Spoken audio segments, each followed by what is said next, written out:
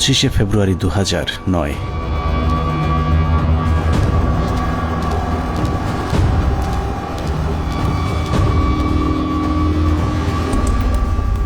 মহাজোট সরকার ক্ষমতায় আসার মাস দেড়েকের মাথায় বর্বরতম এক হত্যাকাণ্ডের মাধ্যমে ভেঙে দেয়া হয় সীমান্তে উঁচু করে যারা শত্রুর সামনে প্রাচীর হয়ে থাকত তাদের মেরুদণ্ড। বিডিআর সেনাবাহিনীর সমন্বয়ে গঠিত সুশৃঙ্খল একটি বাহিনীর মগজে বিষ বাষ্প ঢুকে উস্কে দেয়া হয় হিংসা আর প্রতিশোধের আগুন। সেই আগুনেই পুড়েছে বিশ্বাস, আস্থা আর ভালোবাসায় তৈরি করা সাজানো গোছানো এক সুখের ঘর। পিলখানায় লাগা সে আগুনে শুধু যে 57 সেনা কর্মকর্তাই পুড়েছে তা নয়, সেই সাথে পুড়েছে কয়েক হাজার জওয়ানের সুখ, স্বপ্ন, সংসার। সীমান্ত অরক্ষিত করে ওদেরকে রক্ষিত করা হয়েছে কারারক্ষীদের ঘরে, যেই ঘরে দিন, মাস, বছর করে গুনে গুনে 15 বছর পার হয়েছে সীমান্ত রক্ষীদের। সেই থেকে ওপারের শত্রু যখন খুশি এপারে এসেছে কেউ তাদের বাধা দেয়নি, কারণ ওরাই ছিল আমাদের 1,44,000 বর্গ কিলোমিটার মানচিত্রের সীমানা প্রাচীর, যেই প্রাচীরে ক্ষত ধরিয়েই আমাদের মানচিত্রকে বিক্ষত করা হয়েছিল গেল 15টি বছর। মূলত 2009 সালের 25শে ফেব্রুয়ারি বিডিআরের হত্যাকাণ্ডই আমাদের গেল 15 বছরের ভাগ্য লিখে দিয়েছিল। এই 15 বছর বাংলাদেশের রাজনীতি, শিক্ষা, অর্থনীতি থেকে শুরু করে পুলিশ, প্রশাসন সবকিছু নিয়ন্ত্রণ করেছে ভারত, আর সবচেয়ে বেশি নিয়ন্ত্রণ করেছে বাংলাদেশ সেনাবাহিনীকে, যারাই ছিল একসময় আমাদের অহংকার। নারী, টাকা আর পদের লোভে সেনাবাহিনীর কিছু কর্মকর্তা তাদের মাথা বেচে দিয়েছিল ভারতের কাছে, যাদের পরিকল্পনাতেই খুন হয়েছিল দেশপ্রেমিক 57 জন সেনা কর্মকর্তা।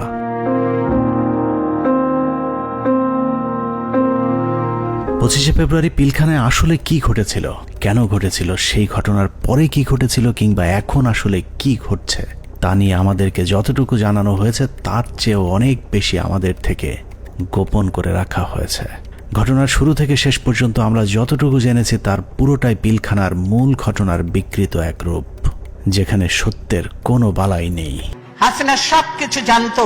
এই বিডিআর এর ঘটনা হাসিনা আসার 1 মাস পরেই কেন ঘটলো? হাসিনা এবং মঈনুদ্দিন এটা জানতো, কাজেই হাসিনাকে একদিন জবাব দিতেই হবে। এটা পিলখানা হত্যাকাণ্ডকে আমরা যদি একটি মুদ্রা হিসাবে ধরি, তাহলে এতদিন আমরা সেই মুদ্রার এক পিঠ দেখেছি, যার আরেক পার্শ্ব আরো ভয়ঙ্কর, আরো নৃশংস, আরো বর্বর, অমানবিক। আমরা শুধু 57 সেনা কর্মকর্তার গল্প শুনেছি, কিন্তু তার চেয়েও কয়েক গুণ মানুষকে হত্যা করা হয়েছে, যেই খবর বিডিআরের পরিবারের বাইরে আর কাউকে জানতে দেওয়া হয়নি। পিলখানা হত্যাকাণ্ডের মামলায় রাজসাক্ষী না হওয়ার জন্য বীর মুক্তিযোদ্ধা ডিএডি আব্দুর রহিম সাহেবকে জেলখানায় নিয়ে নির্মমভাবে ইনজেকশন পোস্ট করে তাকে শহীদ করা হয়। আনুমানিক 28 তারিখ সন্ধ্যার দিকে ওনার ভাইয়ের মেজর ইনাম সাহেবের নির্দেশে আব্বু পিলখানায় আবার জয়েন করে। সন্ধ্যার সময় জয়েন করার সঙ্গে সঙ্গে কিছু আর্মি সদস্যরা আব্বুকে আলাদা করে লোকচক্ষুর আড়ালে নিয়ে যায়। সন্ধ্যা ঘনিয়ে আসার পরে একটা গাড়িতে করে চোখ বেঁধে, হাত বেঁধে ঢাকা ক্যান্টনমেন্টের দিকে নিয়ে যায় এবং ডিজিএফআই সেলে নিয়ে যায়। আব্বু তাদের কথাবার্তাতে বুঝতে পারে যে আব্বু ডিজিএফআই সেলে আছে। ওখানে সম্ভবত একটা 12 নম্বর কোন একটা রুমে আব্বুকে 10 থেকে 12 দিন রাখা হয় এবং অমানবিক নির্যাতন করা হয়। আপনার ইলেকট্রিক শক দেওয়া হয়, লিঙ্গে বাড়ি দেওয়া হয়, অসহনীয় কষ্ট তাদেরকে সহ্য করতে হয়। ড্রিল মেশিন দিয়ে পা ছিদ্র করে, তারপর আপনার পেরেক দিয়ে হাতের পায়ে নখ উপড়িয়ে ফেলায়। 2009 সালে পিলখানায় যে হত্যাকাণ্ড শুরু হয়েছিল সেই হত্যাকাণ্ড এখনো শেষ হয়নি। 25 থেকে 27 তারিখ পর্যন্ত ভাড়াটে খুনিদের দিয়ে সেনা কর্মকর্তাদের খুন করা হয়েছে, আর 27 তারিখের পর থেকে সেনাবাহিনীর ঊর্ধ্বতন কর্মকর্তারা নিজেরাই খুনের কাজ চালিয়ে গিয়েছেন। ঘটনার পর জিজ্ঞাসাবাদের নামে বিডিআরের 167 জন জওয়ানকে নিজেদের হাতে হত্যা করেছে আমাদের গর্বের সেনাবাহিনী। এমনকি সেনাবাহিনীর শিখিয়ে দেওয়া সাক্ষ্য দিতে চায়নি বলে পিলখানার জামে মসজিদের ইমামকে পর্যন্ত নির্মমভাবে হত্যা করা হয়েছে, যিনি ঘটনার শুরু থেকে শেষ পর্যন্ত নিজ চোখে প্রকৃত খুনিদেরকে দেখেছিলেন। এসব তো আমাদের সৈনিকরা করবে না, কখনোই আমাদের সৈনিকরা অফিসারের উপরে আক্রমণ করবে না। যেভাবে গুলি করতে করতে ভিতরে ঢুকে গেছে, আর একজন হিন্দিতে কথা বলে, ইংলিশে কথা বলে, কমেন্ট করে ওদেরকে। পিলখানার ঘটনার বেশিরভাগ তথ্য উপাত্ত আলামত নষ্ট করে দেওয়া হয়েছে। তারপরেও চূড়ান্ত ঝুঁকি নিয়ে দেশপ্রেমিক কয়েকজন সেনা কর্মকর্তা অত্যন্ত গোপনীয়ভাবে কিছু গুরুত্বপূর্ণ তথ্য প্রমাণ নিজেদের সংগ্রহে রেখেছিলেন, বিডিআর হত্যাকাণ্ডের দিন বেঁচে যাওয়া কিংবা পিলখানার বাইরে থেকে বারবার ভেতরে ঢুকে অফিসারদের জীবন বাঁচানোর চেষ্টা করা, অথবা যারা ঘটনার সুষ্ঠু তদন্তের ব্যবস্থা করতে চেয়েছিলেন, এরকম একদল সেনা কর্মকর্তার সহায়তায় আমাদের আজকের অনুসন্ধানটি করা হয়েছে। দীর্ঘ সময় ধরে চলা আমাদের একান্ত প্রচেষ্টায় ঘটনার মূল রহস্য উদ্ঘাটনের সর্বোচ্চ চেষ্টা করা হয়েছে। তারা রাষ্ট্রের মানুষের সুন্দরভাবে একটা সেবা দেওয়ার জন্য দায়িত্ব নেয় নাই এবং মাত্র 1.5 মাসের মাথায় বিডিআর মতো একটা হত্যাযজ্ঞ তারা চালিয়েছিল পরিপূর্ণ রাষ্ট্র সহযোগিতায়। কারণ রাষ্ট্রকে পরিপূর্ণ এই সময় থামিয়ে রাখা হয়। এই জায়গা একটা বিশাল একটা কাজ করার জায়গা কমিশনের, যে এই পোস্টিং গুলা কাদের অর্ডারে হয়েছিল, কি ক্রাইটেরিয়াতে ওনাদেরকে তখন এইভাবে পোস্টেড করা হলো, কেন এত কুইক, মানে এই জিনিসটা তো সন্দেহের উদ্রেক করে, তাই না? যে 18 ইঞ্জিনিয়ার্স এর কর্নেল মেহেদী স্যার এত ইম্পর্টেন্ট সব কাজ করছিল, ওদেরকে যখন ক্লোজ অ্যারেস্ট করে রাখা হয় বা আয়নাঘরের থেকে নিয়ে ইসে রাখা হয়, মেস বিতে ক্লোজ অ্যারেস্ট করে রাখা হয়, তখন এই রেজানুল খান স্যারের সঙ্গে আমার বাবা দেখা করতে গেছিলেন যে আমার খোঁজ নেওয়ার জন্য। তখন উনি বলেন যে আপনার ছেলে মানে বাংলাদেশের সবচেয়ে বড় সন্ত্রাসী, তার কথা একদম ভুলে যান। পিলখানায় আসার আগের 2 বছর 3 বছর তারা আসলে কি করছিল, কোথায় তাদের পোস্টিং ছিল, তারা কাদের সাথে মেলামেশা করছে। আমাদের অনুসন্ধানে সহায়তাকারী এসব অফিসারদের সকলে বিডিআর হত্যাকাণ্ডের ঘটনায় নির্যাতনের শিকার। কেউ কেউ দীর্ঘ সময় গুমের শিকার, কেউ চাকরিচ্যুত হয়েছেন কিংবা জীবন বাঁচাতে চাকরি এবং দেশ ছাড়তে বাধ্য হয়েছিলেন। ডিজিএফআই কেন আমাদেরকে বাধা দিলেন, ও উল্টা আর আমাদের সাথে রাগ করলেন যে কেন তোমরা পলাতক এদেরকে ধরে নিয়ে আসলে, তাদের তো পালিয়ে যেতে দেওয়া হচ্ছিল অন্ধকার করে, লাইন কেটে যে তাদেরকে পালিয়ে যেতে দেওয়া হচ্ছিল। এই বিষয়টা অবশ্যই ওই সময় সমস্ত পত্র পত্রিকায় এসেছিল। আর 3 নাম্বার হচ্ছে যে এই যে এরা যে মানে বললো যে এরা ঠিক জানে না কে তাদের কমান্ড করছে, এই যে জিনিসটা সবার মুখ ঢাকা ছিল। সো কে কাকে কমান্ড করছে এটা তো চেহারা, যেমন আমার সৈনিক কিন্তু সবাইকে চিনে একটা ইউনিটের, আমি সবাইকে চিনি যে আমাকে অমুক স্যার এটা বলেছে। একে তো ওখানে হচ্ছে প্যারেড উপলক্ষে বিভিন্ন ইউনিটের সৈনিকরা এসেছিল, সবার মুখ ছিল বাধা, এর জন্য ওরা জানতো না যে কার কমান্ডে তারা কাজ করছে। সেনাবাহিনীর মধ্যম সারির এসব সেনা কর্মকর্তাদের সংগ্রহে থাকা কিছু গোপন অডিও ভিডিও ছিল আমাদের অনুসন্ধানের মূল পুঁজি। স্পর্শকাতর এসব তথ্য উপাত্ত নিয়ে আমাদের আজকের অনুসন্ধান।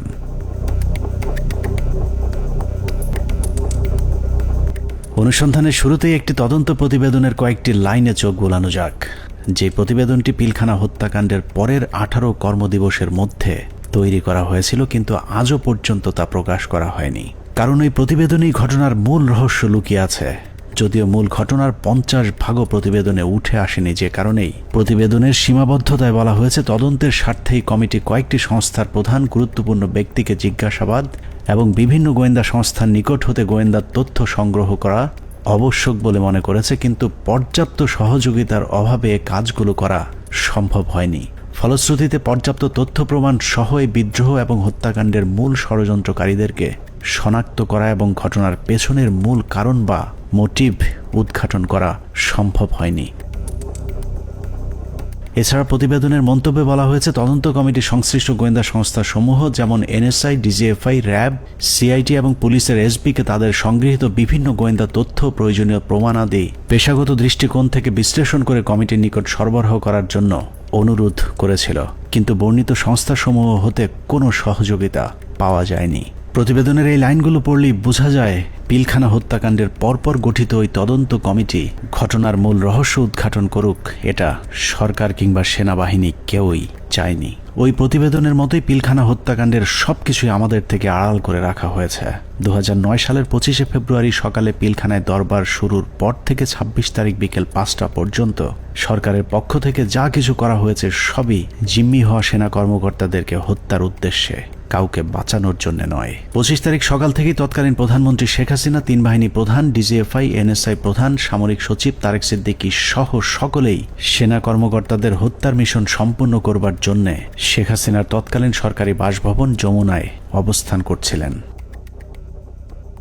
পিলখানার ঘটনায় বেঁচে আসা সেনা কর্মকর্তাদের একজন মোহাম্মদ জাহিদি আহসান হাবিব দরবার হলে গোলাগুলি শুরুর পর তিনিই প্রথম জেনারেল তারেক সিদ্দিকীকে ফোন করে বলেছিলেন তাদেরকে বাঁচানোর জন্য, কিন্তু তারেক সিদ্দিকী ফোন কেটে দেন।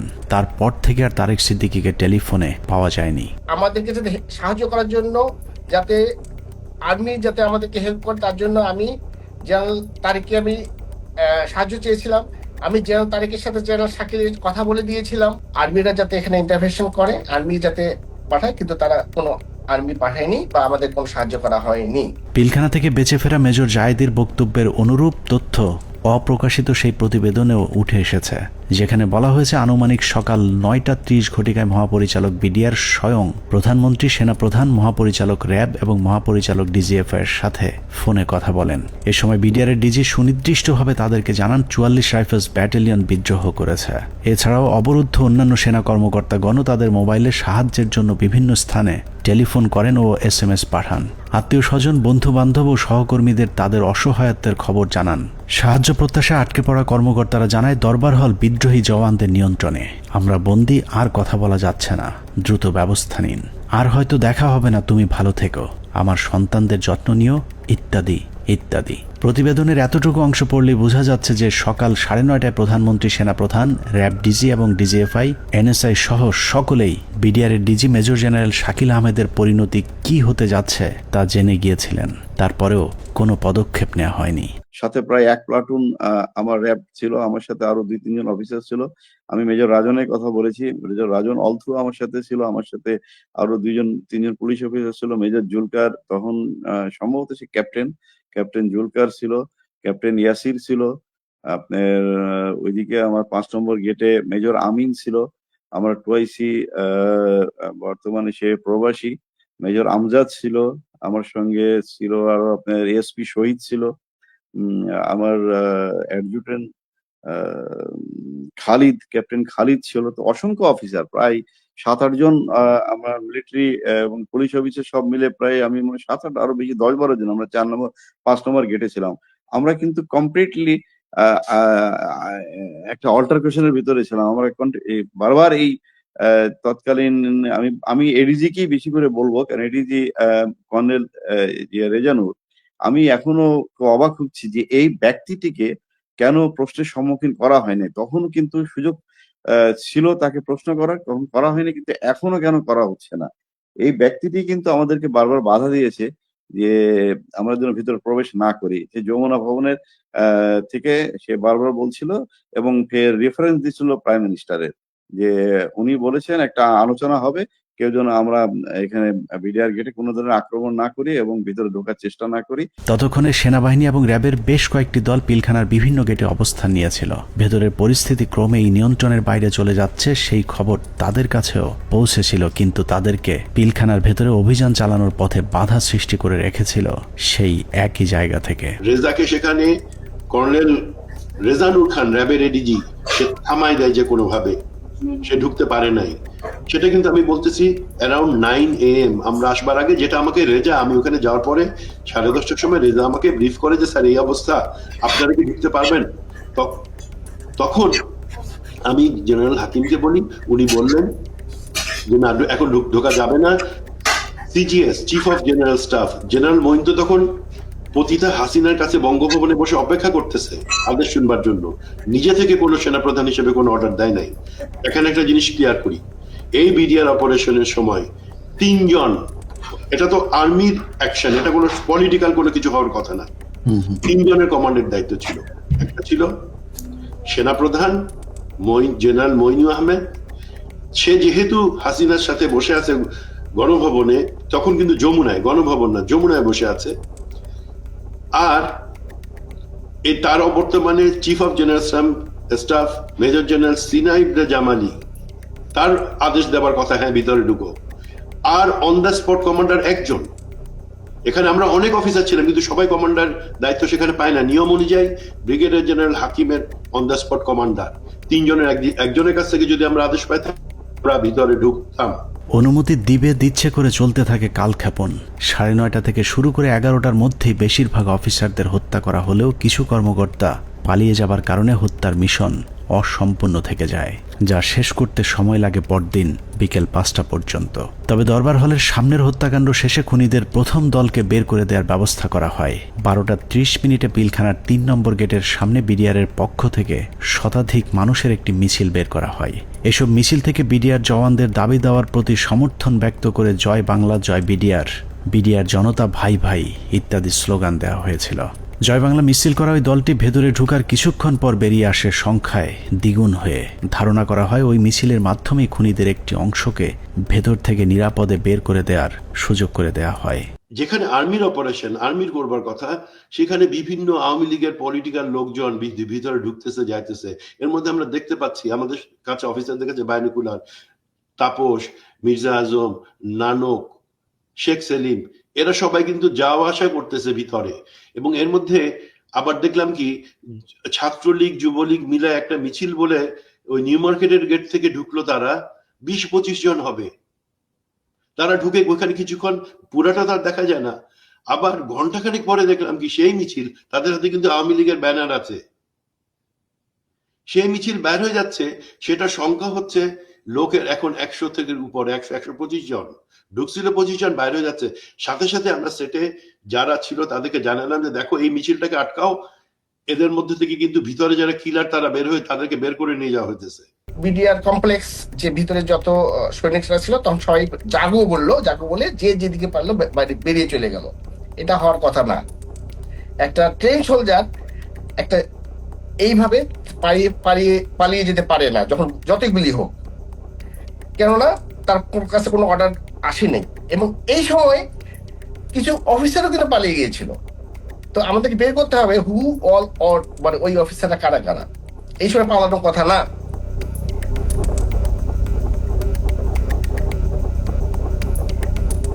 দুপুর 1:30।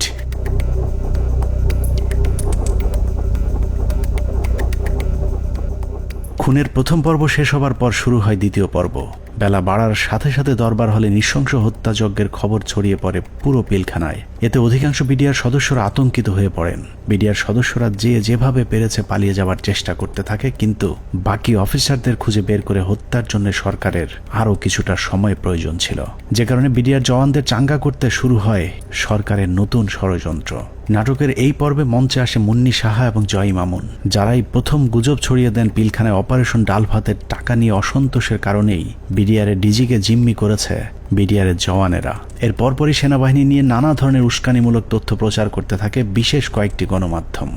অফিসারদের কি অবস্থা, অফিসার যারা ছিল দরবার হলে যারা ছিল তাদের কি অবস্থা? তারা অনেকে ভেঙে গেছে, অনেকে আমাদের জিম্মিতে আছে, তাদেরকে কিছু করা হয়নি। ওরা খুব ভালোভাবে জানে বিডিআর এর প্রতি কি অন্যায় অবিচার চলে। আপনাদের তো অনেক দিনের এটা খুব, আজকে কেন, আজকে কোন পরিপ্রেক্ষিতে এটা করলেন? উনি বোঝেন না, উনি খালি আশা দেয়। এখন আমরা ওনাদেরকে আটক অবস্থায় রাখছি যাতে আমাদের দাবিগুলা মাননীয় প্রধানমন্ত্রী এবং স্বরাষ্ট্রমন্ত্রী আমাদের দাবি মানবেন। দেখছিলেন মুন্নি সাহার সঙ্গে বিশেষ। এ সময় নিজেদের লেখা বিভিন্ন ধরনের লিফলেট বিডিআরের নামে প্রচার করে গুজব ছড়াতে থাকে স্থানীয় আওয়ামী লীগের নেতাকর্মীরা। পিলখানার ভেতরেও ততক্ষণে বিডিআরের মাঝে ছড়িয়ে দেওয়া হয়েছে মিডিয়া এবং জনগণ আমাদের সাথে আছে। অপারেশন ডাল ভাতের টাকা মেরে খাওয়া সেনাবাহিনীর প্রতি এমনিতেই অনেকের ক্ষোভ ছিল, তার উপর সেনাবাহিনী যে কোনো সময় হামলা চালাতে পারে এমন গুজব ছড়িয়ে অস্ত্র হাতে তুলে দেওয়া হয় বিডিআরের সাধারণ জওয়ানদের হাতে। একদিকে আওয়ামী লীগের বিডিআরের পক্ষে মিছিল, অন্যদিকে গণমাধ্যমের উস্কানিতে হত্যাকাণ্ডে অংশ নেয়নি এমন অনেকেও দুপুরের পর বিদ্রোহী হয়ে ওঠে। জিনিসপত্রের দাম কারা বাড়াইছে শুনবেন? অরিজিনাল সেনা কর্মকর্তারা বিডিআর কে দিয়ে দাম বাড়াইছে। আস্তে আস্তে বর্ডার থেকে সমস্ত মাল নিয়ে আসতো, নিয়ে আসা স্ট্রোক করতো বিডিআর এর প্যারেড গ্রাউন্ডে। স্ট্রোক করে সেই মালগুলি দেশবাসী মাধ্যমে অনেক দিন পর সাপ্লাই করতো, যার কারণে অনেক দাম বেড়ে যেত জিনিসগুলির। যত ডাল ভাতের টাকা আছে সব মেরে খেয়ে ফেলেছে। ডাল ভাতের নামে তারা কোটি কোটি টাকা হাতিয়ে নিয়ে গেছে, কোটি টাকা হাতিয়ে নিয়ে গেছে ডাল ভাতের নামে। এরই মধ্যে গণভবনের নতুন ষড়যন্ত্রের অংশ হিসেবে আওয়ামী লীগ নেতা জাহাঙ্গীর কবির নানককে পিলখানার 4 নম্বর গেটে পাঠানো হয়। পিলখানার চারপাশের এলাকা থেকে বাড়িঘর ফেলে মানুষ যখন সরে যাচ্ছিলেন, তখন বীর দর্পে 4 নম্বর গেটের দিকে এগিয়ে যান আওয়ামী লীগের তৎকালীন এলজিআরডি প্রতিমন্ত্রী জাহাঙ্গীর কবির নানক, ফজলে নূর তাপস এবং হুইপ মির্জা আজম। অন্যদিকে প্রস্তুত ছিলেন সাংসদ মাহবুবারা গিনি এবং ওয়ারেসাত হোসেন সহ আওয়ামী লীগের বেশ কয়েকজন নেতাকর্মী। একজন মহিলা এমপি, তো মহিলা এমপিকে কাছে আসার পরে তখন আমি চিনতে পেরেছিলাম। তো আর ওনাদের দুজনকে তো আমি চিনি। তো ওনারা এসে আসে জানানোর পরে ফরিদুল কাকার কাছে এসে মহিলারা জিজ্ঞেস করলেন যে আমি কি একটা সাদা পতাকা পেতে পারি? তো স্যার তখন পিছন দিকে ঘুরে তাকালেন, ঘুরে তাকিয়ে সৈনিককে জিজ্ঞেস করলেন যে তোমাদের কারোর কাছে কোনো সাদা পতাকা বা এরকম কোনো কিছু আছে কিনা।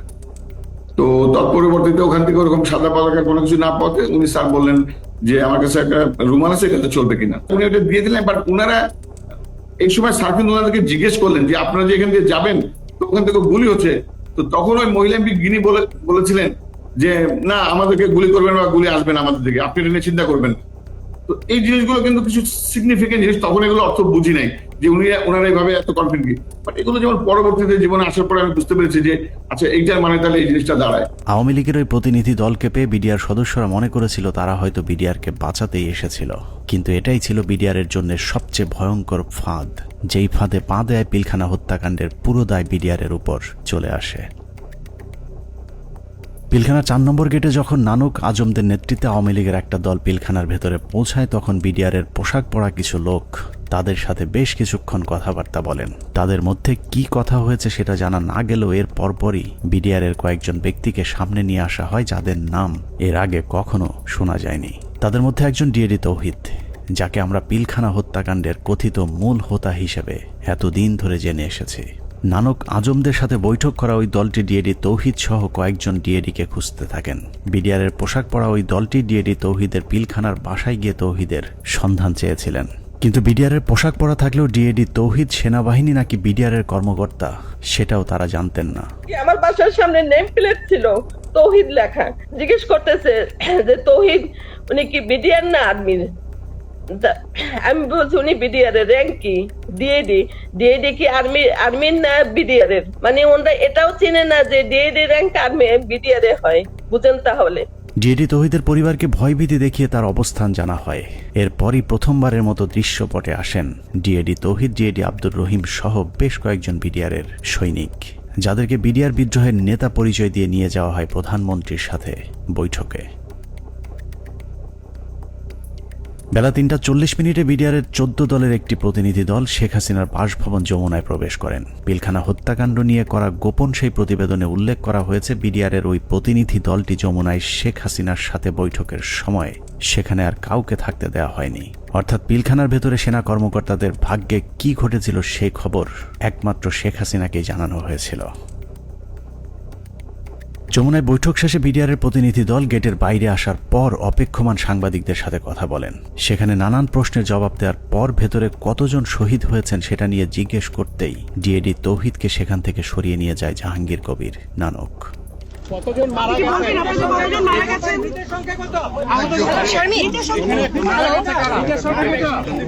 হাসিনার সাথে বিডিআরের সেই বৈঠকের মূল উদ্দেশ্য অফিসারদেরকে বাঁচানো কিংবা বিডিআরের আত্মসমর্পণ নয়, বরং বিডিআরকে জানিয়ে দেওয়া হয়েছিল কোনোভাবেই আত্মসমর্পণ করা চলবে না। যদিও বৈঠকের পর জানানো হয় বিডিআর অস্ত্র সমর্পণে রাজি হয়েছেন, কিন্তু ডিএডি তৌহিদকে পিলখানার ডিজি বানানো থেকে শুরু করে পিলখানার পরবর্তী ঘটনাবলী সবই ছিল শেখ হাসিনার তৈরি করা নাটকেরই অংশ। মাননীয় প্রধানমন্ত্রী তাদের আবেদনের পরিপ্রেক্ষিতে, বিডিআর সদস্য ভাইদের আবেদনের পরিপ্রেক্ষিতে আজকের ঘটনার সাধারণ ক্ষমা ঘোষণা করেছেন। সে বৈঠকের পর রহস্যজনক একটি বিষয় লক্ষ্য করা যায়। শেখ হাসিনা বিডিআরের প্রতিনিধি দলের সাথে বৈঠকে পিলখানায় আটকে পড়া নারী ও শিশুদের মুক্তির দাবি করলেও জিম্মি থাকা সেনা কর্মকর্তাদের মুক্তির বিষয়ে কোনো কথা বলেননি। ভিতরে যারা মহিলা, শিশু, সন্তানদের নিয়ে যারা আটকা পড়েছেন হেডকোয়ার্টারের ভিতরে, তাদেরকে এই মুহূর্তে তারা যাওয়ার পরিস্থিতি ব্যবস্থা করে দিবেন। কেন শুধুই নারী শিশুদের মুক্তি চাওয়া হয়েছিল সেই প্রশ্নের উত্তর জানতে আমরা 2009 সালের একটি জিজ্ঞাসাবাদের অডিও শুনে আসব, যেখানে পিলখানা হত্যাকাণ্ডে অভিযুক্ত হিসেবে জাহাঙ্গীর কবির নানককে সেনাবাহিনীর বিশেষ একটি তদন্তকারী দল জিজ্ঞাসাবাদ করেছিলেন। যদিও সেই অনুসন্ধান আর চলতে দেওয়া হয়নি, তারপরেও সেদিনের জিজ্ঞাসাবাদে কি কথা হয়েছিল তার পুরো ক্যাসেটটি সেনাবাহিনীর একটি সূত্র আমাদের কাছে পাঠিয়েছে। এত বড় একটা নেগোসিয়েশন হলো, ডিজি এবং অফিসার বা ফ্যামিলিদের বেরিয়ে আসার ব্যাপারে কোনো আপনার স্টেটমেন্ট তো ছিল না, বা না বলছি যে আপনার মানে এটা নেগোসিয়েশন ডিলের মধ্যে এটা হলো না কেন যে ঠিক আছে তোমরা এটা রাখো, এটা ছাড়ো, অস্ত্র দাও, এই কন্ডিশনস সবাইকে ছেড়ে দিল না, তাহলে তো কেউ যাবে নিয়ে আসবে বা ডিজির সাথে কথা হবে, আচ্ছা ঠিক আছে সাধারণ ক্ষমা হবে, কিন্তু তার আগে আমি ডিজির সাথে কথা বলে সেই পরিপ্রেক্ষিতে কিন্তু ওনারা ঢুকলেন মাননীয় স্বরাষ্ট্রমন্ত্রী মহোদয়। না ওইটা আমি বলতেছি যখন সাধারণ ক্ষমা ঘোষণার আগে লাস্ট একটা কন্ডিশন হওয়া উচিত ছিল যে আমি ডিজি যেহেতু আটকাছে বলতেছো, সুতরাং তোমাদের কাউকে পাঠাও, ডিজির সাথে আমি কথা বলে নিশ্চিত হতে চাই। মানে তখন কিন্তু অলরেডি দেশের 16 কোটি মানুষ কোনো না কোনো ভাবে আন্দাজ করে ফেলছে যে ডিজি মারা গেছে 4টার সময় প্রাইম মিনিস্টার অফিসে যখন আলাপ হয়। তা এই আলাপের মধ্যে ডিজির মৃত্যুর বিষয়টা আসলো না কি করে, বা অল ইন্টেলিজেন্স সোর্সেস মিস করলো কি করে, যে আপনার কোনো প্রেস ব্রিফিং এও এটা আসলো না অফিসার ফ্যামিলি? সরি, আসছে। আমি এই যে সেটা আমার কাছে আপনার প্রেস ব্রিফিং এ শুধু জিম্মির ব্যাপার আসছে, বা ডিজি বা তার অন্যান্য অফিসারদের রিলিজের ব্যাপারে যারা আটক আছেন তাদেরকে পার্টিকুলার ডিজি কথা বলা হয়নি স্যার। আমার কথাই নাই, কিন্তু বলা ছিল যাদেরকে জিম্মি করছেন, but it was A casual not না যে অফিসার ওকে ডিজি এবং অফিসাররা ফেরত আসবে অথবা 10 জন থাকবে বাকিটা কিন্তু ওই DG being the main centre focus point of BDR, আমাদের কিন্তু প্রথমে আসলে ডিজি আছে কিনা এই জিনিসটা কিন্তু কোথাও কোনো প্রেস ব্রিফিং এ কোথাও মানে সাধারণ ক্ষমার আগে তো এই কন্ডিশন হয়ে যাবে, যেটা হত্যাকারী তো সাধারণ ক্ষমা পেতে পারে। অল এরকম কিন্তু আলোচনা হয়েছে, কিন্তু পার্টিকুলারলি ডিজি বলানের শুধু ওখানে বলা ছিল যে সকল মহিলা, শিশু এবং অফিসাররা যারা জিম্মি, এই শব্দটা বলা হচ্ছে। আপনি বলেছেন যে সমস্ত মহিলা, শিশু, but you never talked about office DG এবং অন্যান্য অফিসার। স্যার আমি আপনাকে আপনার ভিডিও ক্লিপটা শোনাতে চাচ্ছি, একটু আমি দেখে। সেনা কর্মকর্তাদের মুক্তি না চাওয়াটা কোনো ভুলবশত ঘটনা নয়, বরং শেখ হাসিনা জানতেন ওইসব কর্মকর্তাদেরকে এরই মধ্যে হত্যা করা হয়েছে, যে কারণেই তাদের মুক্তি না চেয়ে বরং নিহত সেনা কর্মকর্তাদের লাশ গুম এবং বেঁচে যাওয়া বাকি কর্মকর্তাদের খুঁজে খুঁজে মারার জন্য আরও কালক্ষেপণ করা হয়েছিল। সে কারণে বৈঠক শেষে বিডিআরের সদস্যরা পিলখানায় যাবার পর আবারও নতুন করে গোলাগুলি শুরু হয়। অপ্রকাশিত ওই প্রতিবেদনে বলা হয়েছে, এ সময় বিদ্রোহীরা তাদের অপকর্মের সুবিধার্থে পিলখানার অভ্যন্তরে বিশেষ বিশেষ স্থানে বিদ্যুৎ নিভিয়ে দেয়, কিন্তু সরকারের পক্ষ থেকে ওইসব এলাকায় বিকল্প ব্যবস্থায় আলোকিত করার কোনো ব্যবস্থা করা হয়নি এবং তদন্তকারী দল এ ব্যাপারে কোনো সদুত্তরও দেয়নি। প্রতিবেদনের পরের অংশে অত্যন্ত গুরুত্বপূর্ণ কিছু তথ্য দেওয়া হয়েছে, যেখানে বলা হয়েছে সরকার ঘোষিত সিদ্ধান্ত ও আলোচনার প্রেক্ষিতে পিলখানার ভেতরে আটককৃত অফিসার ও তাদের পরিবারের সদস্যদের বের করে আনার সুযোগ হতে পারে, এ চিন্তায় ডিএমপির 10টি ট্রাক ও 10টি বাস 4 নম্বর গেটের সামনে নিয়ে যাওয়া হয়। সেই 10টি ট্রাক ও 10টি বাসে করে কাদেরকে নেওয়া হয়েছিল সেই প্রশ্নের উত্তর পাওয়া গেলেই অনেক কিছু পরিষ্কার হয়ে যাবে। রাত 8টায় হোটেল আম্বালাইনে শুরু হয় নাটকের আরেক পর্ব। বিডিআর প্রতিনিধি দলের সাথে তৎকালীন স্বরাষ্ট্রমন্ত্রী অ্যাডভোকেট সাহারা খাতুনের আবারও বৈঠক শুরু হয়। এ সময় তার সাথে পুলিশের আইজিপি, র্যাবের ডিজি, গোয়েন্দা সংস্থার কর্মকর্তা ছাড়াও যথারীতি নানক ও আজমও উপস্থিত ছিলেন। এসব আলোচনাগুলোতে আসলে বিডিআরের কোনো সিদ্ধান্ত জানানোর সুযোগ ছিল না। সরকারের পক্ষ থেকে যা সিদ্ধান্ত নেওয়া হতো সেটাই বিডিআরের দাবি বলে প্রচার করা হয়েছে। ওই মিটিং শেষে গণমাধ্যমকে আবারও জানানো হয় বিডিআর অস্ত্র সমর্পণে রাজি হয়েছেন, তবে সেনাবাহিনীর কাছে নয়, তারা পুলিশের কাছে অস্ত্র সমর্পণ করবেন। কথা মতো রাত 1টায় স্বরাষ্ট্রমন্ত্রী সাহারা খাতুন, আইন প্রতিমন্ত্রী অ্যাডভোকেট কামরুল ইসলাম এবং পুলিশের মহাপরিদর্শক সহ আওয়ামী লীগের কয়েকজন নেতাকর্মী একটি বিশেষ গাড়ি যোগে পিলখানার ভেতরে প্রবেশ করেন। আওয়ামী লীগের প্রতিনিধি দলের পিলখানায় যাবার মূল উদ্দেশ্য কি ছিল সেটা পরিষ্কার হয়ে যাবে তাদের সন্দেহজনক কিছু কার্যক্রম দেখলেই। প্রতিনিধি দলের প্রথমেই সেনাবাহিনীর জিম্মি থাকা কর্মকর্তাদের খুঁজে বের করার কথা থাকলেও সাহারা খাতুন সহ প্রতিনিধি দলটি কয়েকটি বাসায় গিয়ে মাত্র 15 জনকে উদ্ধার করে নিয়ে আসেন। অথচ সেনাবাহিনীর কর্মকর্তারা কোথায় আছেন, তাদের পরিবারের কি পরিণতি হয়েছে, এ ব্যাপারে কোনো আগ্রহ দেখায়নি আওয়ামী লীগের ওই প্রতিনিধি দলটি। গণমাধ্যম যেন এ বিষয়ে কোনো প্রশ্ন তুলতে না পারে সেজন্যও শুধুমাত্র বিটিভির একজন পরীক্ষিত আওয়ামী সাংবাদিককে পিলখানার ভেতরে নিয়ে যাওয়া হয়, যার নাম মুশফিকা নাজনীন, যিনি মুন্নী শাহর ঘনিষ্ঠ বান্ধবী। 25 তারিখ থেকে পরবর্তী কয়েকদিনের সব অপকর্মের সাক্ষী সাংবাদিক মুশফিকা নাজনীনকে জিজ্ঞাসাবাদ করলে ওই রাতের অনেক প্রশ্নের উত্তর পাওয়া যাবে। সেই রাতে সবচেয়ে রহস্যজনক ঘটনা হলো, হোটেল আম্বালায় বৈঠক শেষে সাংবাদিকদের জানানো হয়েছিল বিডিআর সেনাবাহিনীর পরিবর্তে পুলিশের কাছে অস্ত্র সমর্পণে রাজি হয়েছে। অথচ সরকারের প্রতিনিধি দলটি 10,000 বিডিআরের অস্ত্র জমা নিতে পিলখানায় আইজিপি ছাড়া কোনো পুলিশ সদস্য তাদের সাথে নেয়নি। ভেতরে কেন পুলিশ নিয়ে যাওয়া হয়নি সেই বিষয়টি জানতে 2009 সালের 27 ফেব্রুয়ারি অ্যাডভোকেট কামরুল ইসলামকে জিজ্ঞাসাবাদ করেছিল তদন্তকারী দল। সেই রেকর্ডের একটি কপি আমাদের অনুসন্ধানে উঠে এসেছে। কোর্টের থেকে যখন বেরিয়ে আসেন মাননীয় স্বরাষ্ট্রমন্ত্রী বলেন যে ঠিক আছে আপনারা জমা দিতে থাকেন, আমরা যাই। না জমা রাখার পর যেটা উনি বাইরে এসেও মিডিয়াকে বলেছিলেন, হ্যাঁ ওনারা জমা দিচ্ছেন, আমি চলে আসছি। হ্যাঁ এইটাই মনে হয় এরকম চাবি নিছে না দিছে, সকাল পর্যন্ত তারা সব জমা করে ফেলবে। আমাদের 8টা সাড়ে 8টার মধ্যে আমরা আবার পুলিশের হ্যান্ড ওভার করে দেবে পিটিয়ে। এটাই কিন্তু ফাইনাল কথা আমাদের সাথে। সকালে আমরা গেছি মানে পুলিশকে হ্যান্ড ওভার করবে, কিন্তু কোনো পুলিশ যায়নি ভিতরে। সকালে তো পুলিশ না বলছি যে না, রাত্রে যে হ্যান্ড ওভার হলো, রাত্রে তো পুলিশের কাছে যায় নাই, সুতরাং তাদের কাছে ছিল, তাদের কাছে রয়ে গেল। যাই হোক, পুরো ঘটনাটা যে পরিকল্পিত সেটা বিটিভির ধারণ করা ওই ফুটেজ দেখলেই বোঝা যাবে। বিডিআর এর সকল সদস্যের অস্ত্র সমর্পণ করার কথা থাকলেও হাতে গোনা কয়েকজন তাদের অস্ত্র জমা দেয়। ছোট একটি টেবিলের উপর যখন বিডিআর সদস্যরা অস্ত্র জমা দিচ্ছিল, ঠিক একই সময়ে অন্য বিডিআর সদস্যরা অস্ত্র হাতে নিয়ে বীরের মতো পাশে হাঁটাহাঁটি করছিলেন। ঘটনার এখানেই শেষ নয়। অস্ত্র সমর্পণের নাটক শেষে যারা অস্ত্র জমা দিয়েছিলেন তারাই আবার জমা দেওয়া অস্ত্রগুলো হাতে তুলে নিচ্ছিলেন। বিটিভির ক্যামেরাম্যান হয়তো ভুলক্রমে নাটকের বাইরের ওই দৃশ্য ধারণ করে ফেলেছিলেন।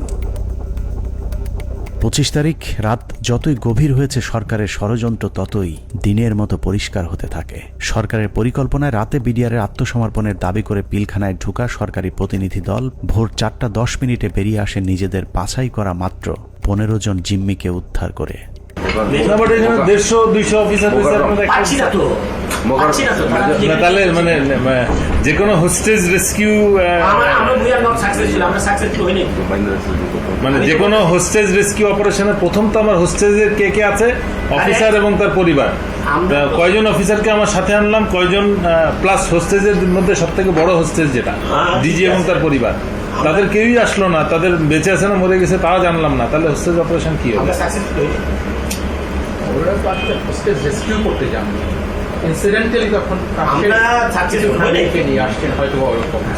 নাটকের পর নাটক শেষে পরদিন সকাল শুরু হয় আরেক নাটকের মধ্য দিয়ে। 26 তারিখ সকাল 9টায় কৃষিমন্ত্রী মতিয়া চৌধুরী, জাহাঙ্গীর কবির নানক, জাতীয় পার্টির চেয়ারম্যান হোসেন মোহাম্মদ এরশাদ, আইন প্রতিমন্ত্রী কামরুল ইসলাম এবং ব্যারিস্টার তাপস আবারও পিলখানার 4 নম্বর গেটে উপস্থিত হন।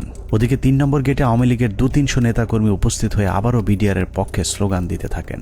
এক পর্যায়ে মিছিলটি পিলখানার ভেতরে ঢুকে যায়। তবে ভেতরে যে কজন ঢুকেছিলেন তার চেয়ে কয়েক গুণ বেশি লোকজন নিয়ে পিলখানা থেকে কিছুক্ষণ পরে বেরিয়ে আসে আওয়ামী লীগের ওই মিছিলটি। 27 তারিখ তো 26 তারিখে একটা মাইক্রোবাসে করে বাইরের যে লোকেরা ভেতরে ঢুকেছিল তারা বের হয়ে যায়। 26 তারিখ দুপুর 2:30 12 সদস্যের মহাজোট মধ্যস্থকারী কমিটি গঠন করা হয়। আওয়ামী লীগ নেতা আব্দুল জলিলের নেতৃত্বে এই কমিটি আবারও হোটেল আম্বালাইনে বিডিআরের সাথে লোক দেখানো বৈঠক করেন। বৈঠক শেষে স্বরাষ্ট্রমন্ত্রী সাহারা খাতুন, জাহাঙ্গীর কবির নানক এবং মির্জা আজম আবারও 4 নম্বর গেট দিয়ে পিলখানায় প্রবেশ করেন। বিকেল 5টায় শেষবারের মতো আবারও ঘোষণা দেওয়া হয় বিডিআর অস্ত্র সমর্পণ করবে। মজার বিষয় হলো বিডিআর এবার আর পুলিশ কিংবা সেনাবাহিনীর কাছে অস্ত্র জমা দেওয়ার কোনো শর্ত দেয়নি। তবে শর্ত না থাকলেও পুলিশের মাধ্যমে পিলখানার নিয়ন্ত্রণ নেয় সরকার। এর পরপরই শেখ হাসিনা জাতির উদ্দেশ্যে ভাষণে বলেন, পরিস্থিতি এখন সম্পূর্ণ সরকারের নিয়ন্ত্রণে। নানা ধরনের গুজব ছড়িয়ে পরিস্থিতিকে ঘোলাটে করার চেষ্টাও মহল বিশেষ করছে, সে বিষয়েও সকলকে সজাগ থাকার আমি অনুরোধ জানাই। 27 তারিখ বাংলাদেশের মানুষের ঘুম ভেঙেছে ইতিহাসের নারকীয় এক হত্যাকাণ্ডের সাক্ষী হয়ে। শোকে বিহ্বল জাতির মেধাবী 57 কর্মকর্তার ক্ষত বিক্ষত এক একটি মরদেহ যেন গোটা জাতিকে দুমড়ে মুছড়ে শোকে স্তব্ধ করে দিয়েছিল।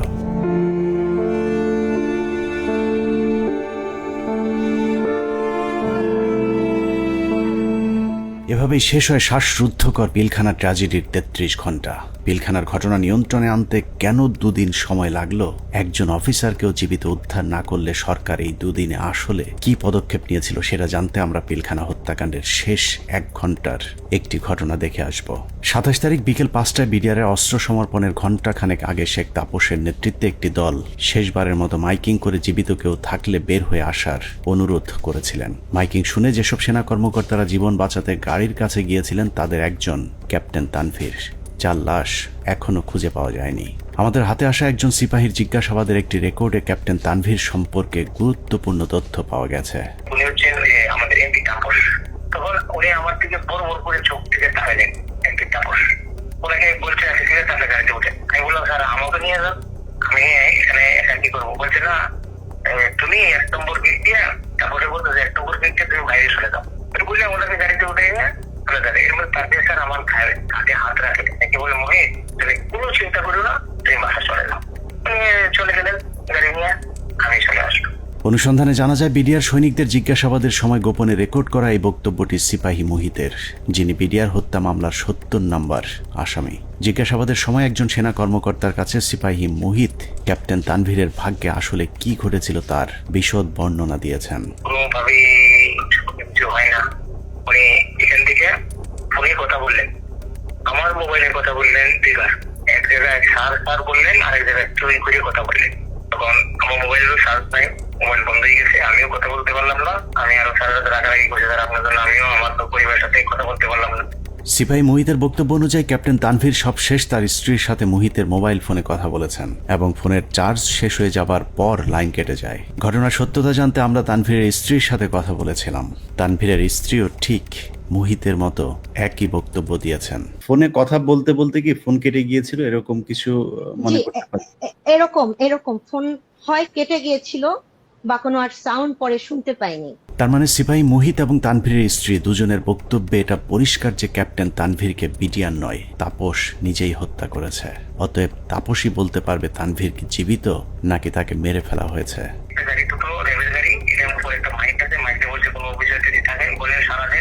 আমরা আপনাদেরকে উদ্ধার করতে আসছি। আমি বললাম স্যার এই তো আপনার নেওয়ার জন্য গাড়ি আসছে, আপনি চলে যেতে পারবেন, রাখো তুমি আগে একা বাইরেও গাড়ির টিকিট বের করতে। দেখলাম গাড়ি, আমি হাতও দিলাম, গাড়ি বের করলো, বের করে এখান থেকে দুজন লোক নেমে আসলো, একজন সিভিল আর একজন প্রেমের পোশাকটা। আমাকে বললো যে এখানে কি করছে, আমি বলছি এখানে একজন অফিসার আসে।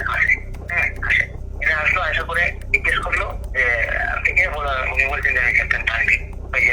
উনি হচ্ছেন আমাদের এমপি তাপস। তখন উনি আমার দিকে বড় বড় করে চোখ থেকে তাকালেন, এমপি তাপস। ওনাকে বলছে তাদের গাড়িতে উঠে। সূত্র জানিয়েছে মুহিতের জিজ্ঞাসাবাদের এই রেকর্ডটি সিআইডিতে থাকাকালীন সেনাবাহিনী এবং র্যাবের কয়েক দফা জিজ্ঞাসাবাদ শেষে মুহিতকে সিআইডিতে জিজ্ঞাসাবাদের সময় মুহিত বলেন, আমার কোনো দোষ নেই, আমার অপরাধ একটাই, তা হলো জিজ্ঞাসাবাদে আমি ক্যাপ্টেন তানভীরকে তাপসের গাড়িতে তুলে দেওয়ার কথা সেনাবাহিনীর কর্মকর্তাদেরকে জানিয়েছিলাম। কোনো একটি জিজ্ঞাসাবাদের সময় তাপস নিজে উপস্থিত থেকে মুহিতকে নির্যাতন করেছেন বলেও অভিযোগ করতে শোনা যায় সিপাহী মুহিতের ওই গোপন রেকর্ডে। তানভীর স্যারকে ফোন করেন, তানভীর স্যারে আমি তানভীর স্যারকে কথা দিচ্ছি, তানভীর স্যারকে তার তাপস স্যারের গাড়িতে উঠে দিচ্ছি, উনি যা বলবে তাই। উনি যদি আমি বলে যে আমি ওনাকে পাঠাই না, এটা আমার বাড়িটা। তিনি বলছি তাপসের কথা, আমাকে এমন টিকাই দিল, দিয়ে আমাকে নিয়ে আবার সেনের ভিতরে রাখলো। রাখার পরে আবার লোক আসছে, তাপস সাহেব আসছে, তাপস সাহেবকে নিয়ে আসে তারা। এনে বলে স্যার ওই সাবার কথা খাওয়ায় আপনার বলে আপনাকে তানভীরকে নাকি আপনি নিয়ে আসতে নিয়ে আসে। সে এমন জোরে থাপ্পড় মারলো আমাকে একটা, আমি একটা বাড়িতে বলে গেলাম। উঠাইলো, উঠাই বলছে তুই এই কথা আর কখনো যাতে তোর মুখ দিয়া না আসে। পিলখানা ট্র্যাজেডির ৩৩ ঘন্টা মূলত সেনাবাহিনীর যেসব অফিসার বেঁচে ছিলেন তাদেরকে খুঁজে খুঁজে মারার জন্যই কালক্ষেপণ করা হয়েছিল, যে অভিযানের শেষ হয় তানভীরকে গুম অথবা খুন করার মধ্য দিয়ে। বিএম এর ক্যারেট দিয়ে দিতে পারতো, 5 জন করে প্রত্যেক বছর এখানে দেওয়া যায়, সেটা যদি না দিতে পারতো তাহলে তাদের দিতে পারতো। কিন্তু এরা তো জানে যে আমার অফিসার না, সে জানে যে এটা আর্মির অফিসার। আর্মি থেকে পার্মানেন্ট যদি চলে আসতো তাহলে সে জানতো এটা আমার অফিসার, কোন অবস্থায় মারতো না, মারতে গেলে নিজেদের মধ্যে যুদ্ধ লেগে যেত। পিলখানা ট্র্যাজেডি বলতে আমরা শুধুই 25 থেকে 27 ফেব্রুয়ারির হত্যাকাণ্ডকেই জানি, কিন্তু পিলখানার মূল ট্র্যাজেডির শুরু হয়েছিল বিডিআর অস্ত্র সমর্পণের পর। সিপাহী মুহিতের মতো যারাই মূল ঘটনা তুলে ধরতে চেয়েছিলেন তাদেরকেই ঠান্ডা মাথায় হত্যা করা হয়েছে। 2009 সালের মার্চের 3 তারিখ বিডিআরেরা কাজে যোগ দেওয়ার পর থেকে জিজ্ঞাসাবাদের নামে সেনাবাহিনী মোট 108 জন বিডিআর জওয়ানকে হত্যা করেছে। এদের মধ্যে কয়েকজন ঘটনার পরিকল্পনার সাথে জড়িত, বাকিরা গুরুত্বপূর্ণ সাক্ষী। নিরীহ এসব বিডিআর সদস্যদের মৃত্যুর কারণ, পোস্টমর্টেম রিপোর্ট কিংবা হত্যাকাণ্ডের তদন্ত কোনো কিছুতেই বিডিআর পরিবারকে হস্তক্ষেপ করতে দেওয়া হয়নি। এমনকি গণমাধ্যমে কথা বলা নিয়েও দেয়া হয়েছিল কঠোর নিষেধাজ্ঞা। পিলখানা হত্যাকাণ্ডের পর জিজ্ঞাসাবাদে যারাই সত্য ঘটনা তুলে ধরতে চেয়েছে তাকেই হত্যা করা হয়েছে, কারণ পিলখানা হত্যাকাণ্ডের পরিকল্পনার সাথে সেনাবাহিনী এবং আওয়ামী লীগের কোন কোন ব্যক্তি জড়িত ছিল তা একমাত্র বিডিআর সদস্যরাই জানত, যে কারণে বিডিআরের গুরুত্বপূর্ণ সাক্ষীদেরকে জিজ্ঞাসাবাদের নামে নির্মমভাবে হত্যা করা হয়। আমি কেন 16 বছর জেল খাটলাম, এই জেল খাটার যে কারণ, এই কারণ আজ পর্যন্ত আমি আবিষ্কার করতে পারি নাই। আমার কাছে অত্যন্ত আশ্চর্যের কোয়েশ্চেন ছিল যে একটা নিরপরাধ মানুষকে কিভাবে 16টা বছর একটা দেশের বিচার বিভাগ আটকিয়ে রাখতে পারে। পিলখানার ভিতরে হত্যাকাণ্ডের সময় ভাই একটা পরিষ্কার একটা ছাই রঙের একটা পিকআপ ছিল, আমার সেলিম যেটা বলে, স্যার আমাদের মারার কোনো পরিকল্পনা ছিল না, দেখেন আমিও ইনজুর্ড, মানে রিকোয়েস্টেড গুলি তার হাতে লেগেছিল, আমাকে দেখাইছি, আমি দেখছি, তার কাছে কাগজও ছিল। তো আমি বললাম যে তুমি তো সবারে কাম 1 by 1 বললা, তো ঘটনা এটা কেন? তো স্যার আমরা তো এর মধ্যে ছিলাম না, আমার কথা ছিল, আমাদের পরিকল্পনা একরকম ছিল, এখানে এটা ছিল না। কিন্তু বাইরে থেকে একটা পিক আপ আসে, এই পিক আপ থেকে গুলি করে। তো সেখানে তো স্যার আমাকেও চিনে না, ওই সাদ্দর এক লাইনে ছিল, তো গুলিটা সাদ্দের গায়ে লাগে, ওই গুলির একটা অংশ আমার গায়ে লাগে। এইটা করে সম্পূর্ণ বহিরাগত। আমি বিশ্বাস করি এটা ভারত থেকে আসা, যাদেরকে পরে সুন্দর করে পার করে দেওয়া হয়। একটা অংশ চলে যায় গাড়িতে করে আসাদুজ্জামান নূর এলাকার ওই এলাকা দিয়ে, আরেকটা অংশ যায় বিমানে। এই অংশটাকে ফলো করে ডিজিএফআই, তাদেরকে ঢুকতে দেওয়া হয়নি এয়ারপোর্টে। আমি সেটা বের হয়ে যায় অ্যাম্বুলেন্সের মাধ্যমে, আঞ্জুমান মফিজের অ্যাম্বুলেন্সের মাধ্যমে চলে যায়। তো এটা সম্পূর্ণ বহিরাগত পরিকল্পনা। সহযোগিতা করে আমাদের কিছু সেনাবাহিনী অফিসার, ভিতরে ছিল কর্নেল শামস, তার ব্যাটালিয়নের সদস্য, আর বাইরে তো বললাম রেজানুর কাজ করে নাই।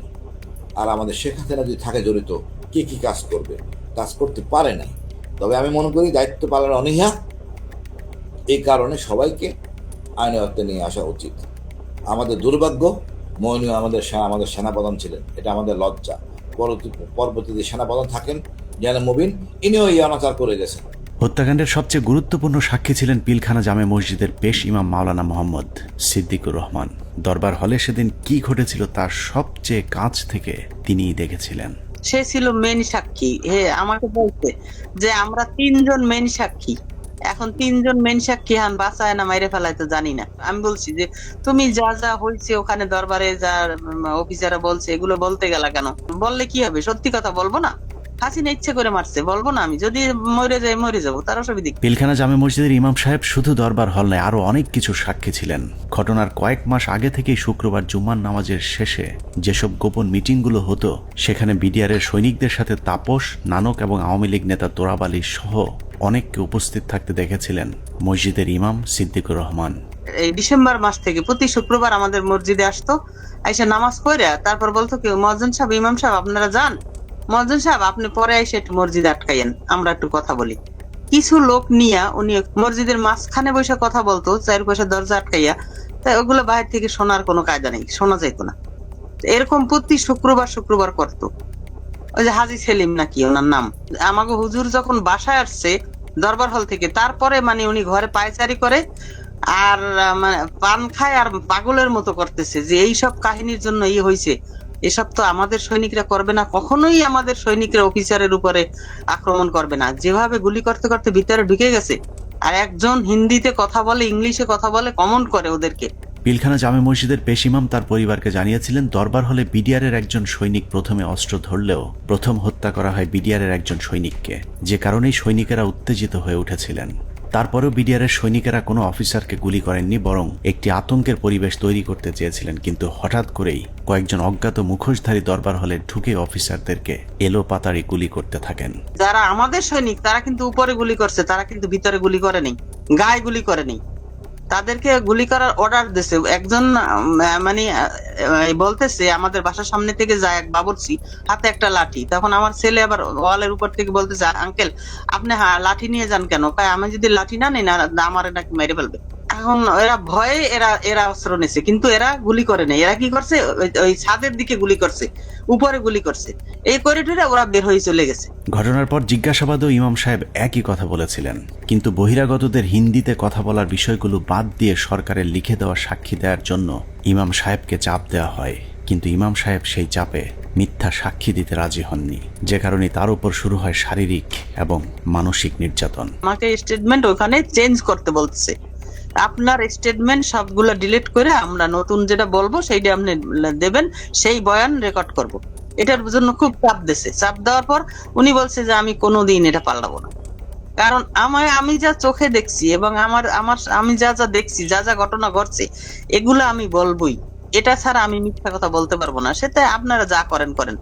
তখন তারা নিয়ে একটা সৈনিকের মানে লজ্জাস্থানে নাকি কারেন্ট দিয়ে শক দেয়, এইটা দেখাইছে দেখাইতে পারে। উনি মানে আমি ওই সময় মানে অজ্ঞান হয়ে যাই, এরকম অবস্থা হয়ে গেছিল আমার।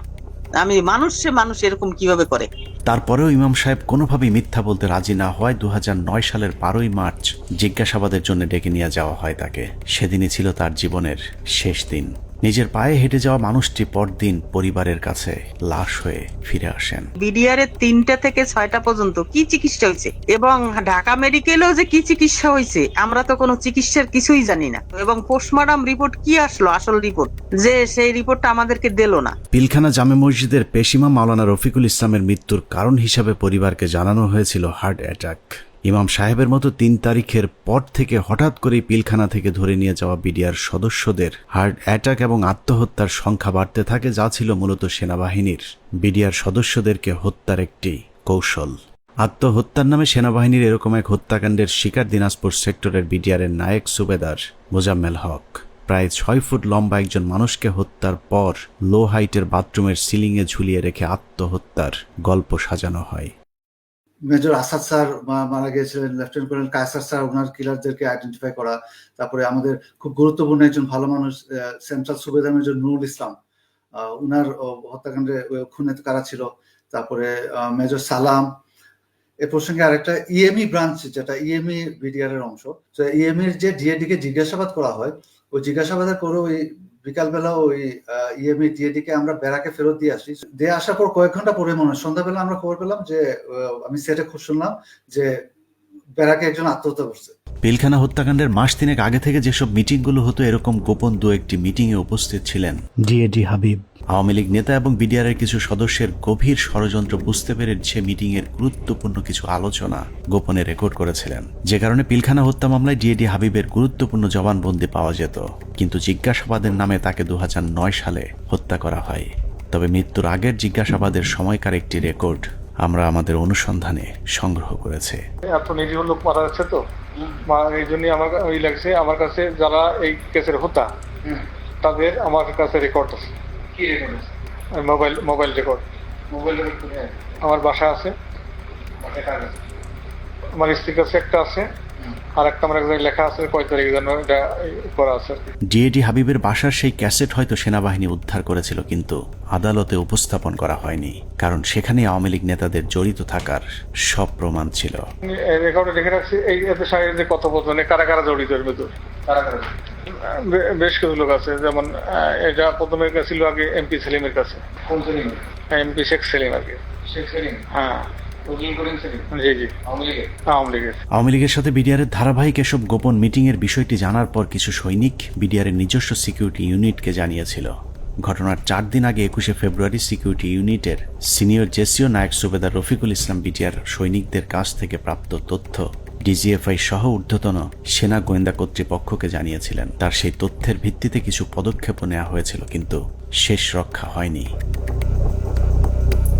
সুবেদার রফিকুল ইসলামকে প্রথমে ঘটনার গুরুত্বপূর্ণ সাক্ষী হিসেবে অন্তর্ভুক্ত করা হয়েছিল, কিন্তু হত্যাকাণ্ডে সেনাবাহিনীর সম্পৃক্ত থাকার বিষয়টি ধামাচাপা দিতে ঘটনার প্রায় 2 মাস পরে তাকে আটক করা হয়। কিন্তু মামলার প্রথম চার্জশিটে সুবেদার রফিকুল ইসলামের নাম না থাকা সত্ত্বেও সম্পূরক চার্জশিটের মাধ্যমে তাকে 12 নম্বর আসামি হিসেবে অন্তর্ভুক্ত করা হয়।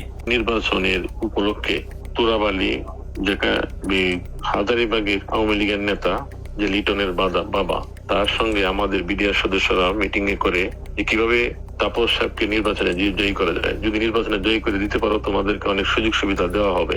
এর উপর বিশেষ করে আমাদের কিছু অসৎ সদস্য তাপসের বাসায় যায় এবং সেখানে তাপস তাদেরকে তার নির্বাচনী কাজকর্ম করার কথা বলে এবং তাদের যে সমস্ত তারা কিছু দাবি দেওয়া পেশ করে, সেই দাবি দেওয়া গুলা পুরা করা হবে বলে তাদেরকে আশ্বাস দেয়। আমি ঘটনা ঘটার 5 দিন পূর্বে 21 ফেব্রুয়ারি কর্তৃপক্ষকে জানাই আমার রিপোর্টের বিশেষ করিয়া পিলখানার সমস্ত ম্যাগাজিনে কোয়ার্টার এই কুতে অফিসার নিয়োগ দেওয়া হয় এবং বাহিরের যে সমস্ত গোয়েন্দারা ডিউটি করে। আমি পৃথিবীর ইতিহাসে নজির নাই যে কোনো ঘটনা ঘটার 5 দিন আগে রিপোর্ট দেয়। সেই রিপোর্ট আমি দিছি যে ঘটনা ঘটবে এবং কারা কারা জড়িত। সুবেদার রফিকুল ছিলেন বিডিআরের উজ্জ্বল এক নক্ষত্র। 2009 সালে তিনি অর্জন করেছিলেন শ্রেষ্ঠ ভিওপি কমান্ডার প্রথম পুরস্কার। এছাড়া অসামান্য এসিআর পুরস্কার ছাড়াও বাহিনীতে তার সুনাম ছিল সর্বজন স্বীকৃত। সীমান্তের অতন্দ্র এই প্রহরীকে মৃত্যুর মুখে ঠেলে দেওয়ার উদ্দেশ্যেই তার বিরুদ্ধে যাবজ্জীবন কারাদণ্ডের রায় দেওয়া হয়েছে। পিলখানা হত্যাকাণ্ডের আগে আওয়ামী লীগের যেসব গোপন মিটিং হয়েছিল, সেই মিটিংয়ে অংশ নেয় আরেকজন সিপাহী সেলিম রেজা। 2009 সালে জিজ্ঞাসাবাদের সময় রেকর্ড করা সেলিম রেজার বক্তব্যটা অত্যন্ত গুরুত্বপূর্ণ। স্যার, আমি নির্বাচনের আগে ব্যারিস্টার ফজলুর তাপস বিডিআর কেন্দ্রে মসজিদে নামাজ পড়তে আসতেন। ওখানে আসার পরে lieutenant colonel Shams, lieutenant colonel Furqan, major Reza ওনারা কথা বলতেন। আমিও এখানে ছিলাম, আমিও মাঝে মধ্যে তাদের সাথে কথা বলতাম। এই কথা বলার এক পর্যায়ে নির্বাচনের কিছু আগে আমার তাপস সাহেব পিলখানার ভিতরে এসে নির্বাচনী ঘোষণা শুরু করে। তখন বলে বিডিআর তো অনেক সমস্যা আছে, তো আমরা এগুলো ক্ষমতায় গেলে সমাধান করে দেবো, তো এখানে বেশি কথা বলা যায় না, তো আপনারা আমার বাসায় আসেন। এই চলে গেল। এরপরে যখন নির্বাচন হয়ে গেল, নির্বাচন হয়ে যাওয়ার পরে একটা কলেজ শামস উদ্বুদ্ধ করলো আমাদেরকে, তোমরা যে কথা বললে তো তোমাদের দাবি দেওয়া তো তেমন কিছু হলো না, এখন আমি একটা প্ল্যান করে দিচ্ছি, তোমরা সেই প্ল্যান মোতাবেক শেখ সেলিমের বাসায় যাবা, তোমাদের দাবি দেওয়া জানিয়ে আসবা, আর যা যা করা লাগে আমি করে দেবো সবকিছু। জিজ্ঞাসাবাদে সেলিম রেজা জানিয়েছিলেন, তাপস সেলিমদের সাথে গোপন বৈঠকে বিডিআর সদস্যদেরকে বলা হয়েছিল দরবার হলে শুধুমাত্র বিডিআর ডিজিকে জিম্মি করলেই শেখ হাসিনা তাদের সব শর্ত মেনে নেবেন। কিন্তু দরবার হলে যখন অফিসারদেরকে গুলি করে হত্যা করা শুরু হয়, তখন সেলিম রেজা বহিরাগত খুনিদের বিরুদ্ধে অস্ত্র তুলে ধরেছিলেন, যে কারণে তিনিও গুলিবিদ্ধ হন। পিলখানার ঘটনায় সেলিম রেজার গুলিবিদ্ধ হয়ে হাসপাতালে ভর্তি হবার প্রমাণও আমাদের কাছে রয়েছে।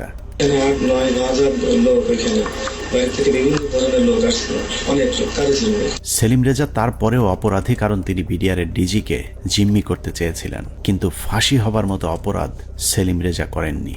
আওয়ামী লীগ নেতাদেরকে বাঁচাতেই সেলিম রেজার বিরুদ্ধে ফাঁসির রায় দিয়ে তাকে হত্যার পরিকল্পনা করা হয়েছিল।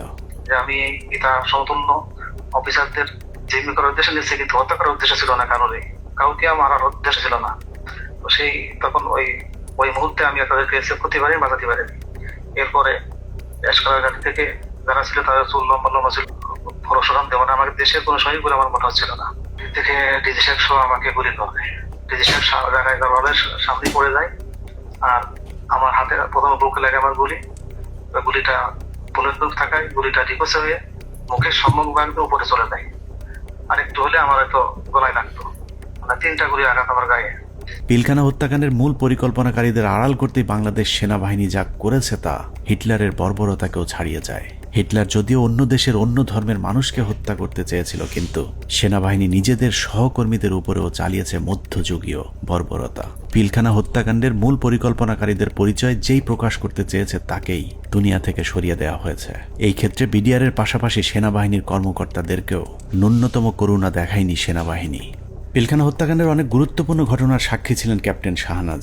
তিনি প্রথম হত্যাকাণ্ডে ভারতীয় বাহিনীর উপস্থিতি আবিষ্কার করে গণমাধ্যমকে বক্তব্য দিয়েছিলেন। যে এসএমজিটি দেখা যাচ্ছে সেই এসএমজিটি সিলিংটা নরমাল সিলিং এর মতো না, একটু টেল ইউ দ্যাট এই সিলিং বাইনোকুলারটা আমরা আরবিতে ব্যবহার করি না, আমার জানার মতো বিডিআর ব্যবহার করে না। তার এই বক্তব্যের চড়া মূল্য দিতে হয়েছিল দেশপ্রেমিক সেনা কর্মকর্তা ক্যাপ্টেন শাহনাজ জাহানকে। প্রচন্ড পরিকল্পিত, অনেক আগে থেকে পরিকল্পনা করার বিষয়টা, ওই কথাগুলো তো আমি ওই দিনই বলেছি। তারপরে যেটা হলো যে আমি এরপরে চাকরি ছেড়ে দিই একদিন পরে, আর 27 তারিখে, তো আমি 28 তারিখে আমি প্রথমে করি অ্যাপেন্ডিক্স যে সাবমিট করি যে আমি এখানে আর চাকরি করব না, কারণ হচ্ছে আমার মোরাল ডাউন হয়ে গেছে। এখানে বাংলাদেশের মতো একটা আর্মির ভেতর, ঢাকার ভেতরে কিভাবে এই ঘটনা ঘটলো, কেউ কোনো প্রশ্নের উত্তর দিচ্ছে না আমি যেখানে। এবং আমাকে যখন থ্রেড দেওয়া হলো আমাদেরই প্রতিষ্ঠান থেকে, তখন আমি বুঝে গেলাম যে আসলে এখানে কি হয়েছে। উপরে যে আমি জিজ্ঞেস করছি, তারপরে আমাকে যখন পরবর্তীতে এমএস করলেন, নিজে কল করলেন, তখন আমি স্যারকে বললাম যে স্যার আমাকে স্যারকে বললাম না, তার আগে যে আমি বলেছিলাম যে জামিউল স্যার ছিলেন আমাদের ইঞ্জিনিয়ার স্যার, তখন এমএস ব্রাঞ্চে, তখন আমি স্যারকে প্রশ্ন করেছিলাম যে স্যার এই যে পোস্টিং গুলো হলো, আপনি তো নিজেই পোস্টিং গুলোর সাথে যুক্ত ছিলেন, আপনি কি আমাকে বলতে পারেন যে 57 জন অফিসারকে কেন আপনারা গত 3 মাসে একসাথে পোস্টেড করলেন? আপনারা কি জানতেন স্যার এখানে ওনাদেরকে মেরে ফেলা হবে? উনি আমার ফোন, মানে ওনার যে রিয়াকশনটা ছিল, ধরেন আমার কি হবে যে না তো এরকম কিছু না, আমরা হঠাৎ করে শুনলে কি হয়, হি ওয়াজ লাইক তুমি ফোনে এসব কি আলোচনা করতেছো, it's so secret thing, I have asked him. So উনি আমার ফোনের লাইনটা কেটে দিয়ে আবার অন্য লাইন থেকে কল করেছেন, টিএনডিতে কল করেছেন, যেটা আর্মির লাইন আর কি। সেটাতে উনি বললেন যেটা অনেক সিনিয়র হাই লেভেলের বিষয়, যেটা আমরা জানি হাই লেভেলের বিষয়টা, প্রাইম মিনিস্টার নিজে যুক্ত ছিলেন, ইন্ডিয়া প্রেজেন্ট ছিল। এগুলোতে আমি কর্নেল মোস্তাফিজ স্যারের প্রোগ্রামে দেখলাম ইন্ডিয়া তার ফোর্স নিয়ে বিভিন্ন পয়েন্টে কিন্তু উপস্থিত ছিল, এবং ইন্ডিয়ান ফোর্স নিজেই সেটা তার ওয়েবসাইটে প্রকাশ করেছে, যেটা মোস্তাফিজ ভাই স্যার একটা বলেছেন। সো ওইটা হচ্ছে হাই লেভেলের বিষয়, যেটা আমরা কেউ জানতাম না। নিজের চোখের সামনে সহকর্মীদের পরিকল্পিত হত্যাকাণ্ড কোনোভাবেই মেনে নিতে পারেননি শাহনাজ, যে কারণে বিডিআর হত্যাকাণ্ডের বিচার নিয়ে সবচেয়ে সোচ্চার ছিলেন ক্যাপ্টেন শাহনাজ। কিন্তু ক্যান্টনমেন্টের নিয়ন্ত্রণে থাকা সেনাবাহিনীর ওই পক্ষটি ক্যাপ্টেন শাহনাজকে থামাতে পরিকল্পিতভাবে তার স্বামীকে হত্যা করেন। হাজব্যান্ড যিনি পরবর্তীতে মারা যান, তিনি ছিলেন 44 আপনার মানে বিএমএ লং কোর্সের কন্টেম্পোরারি। উনি ছিলেন ফাইটার পাইলট, কোঅর্ডিনেটর আশরাফ ইবনে আহমেদ। তো তার কাছে আমি একটা ইনফরমেশন পাই, যেমন সে তখন ঢাকায় ছিল, তার ইউনিটে ছিল, সে MiG-29 এর পাইলট ছিল। সে আমাকে ওই 7টা বা 7:30টার দিকে জানায় যে তার একজন আত্মীয় সিভিল, সে নাকি তাকে ফোন করেছিল এবং তারা বলেছিল যে তারা খুব ভয় পাচ্ছে, মানে এই জিনিসটার সাথে অনেকগুলো প্রোগ্রামার যুক্ত ছিল, প্রোগ্রামার। পিলখানা হত্যাকাণ্ডকে কেন্দ্র করে 4 দফায় মোট 96 জন মেধাবী সেনা কর্মকর্তাকে বহিষ্কার, আটক, জেল, গুম কিংবা হত্যা করা হয়েছে।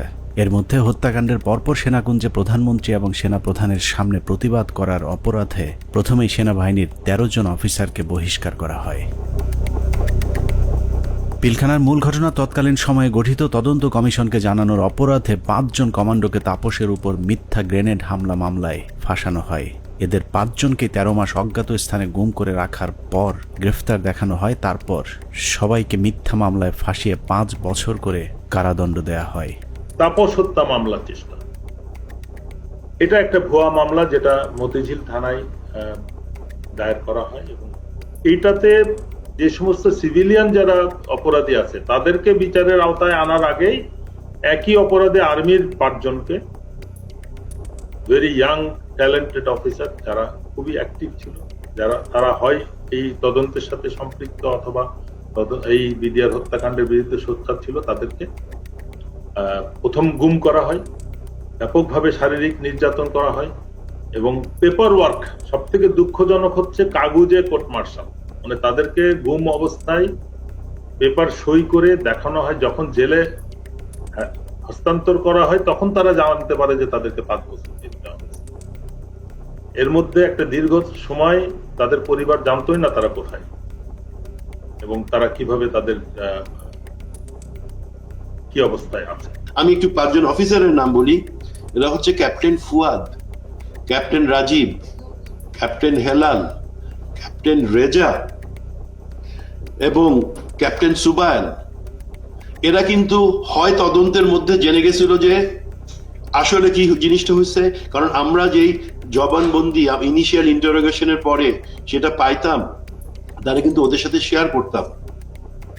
এবং এই ক্যাপ্টেন রাজীব, ক্যাপ্টেন ফুয়াদ, তারা হচ্ছে MI3 থেকে বের হয়ে আসছিল, অস্ত্র নিয়ে বের হয়ে আসছিল যে তারা ঢুকে অফিসারদের উদ্ধার করবে। এই সমস্ত অফিসারকে করলো কি, কয়েকদিন পরে, বিডিআর ঘটনার কয়েকদিন পরে তারা এখানে একটা ভয়ঙ্কর খেলা খেলে।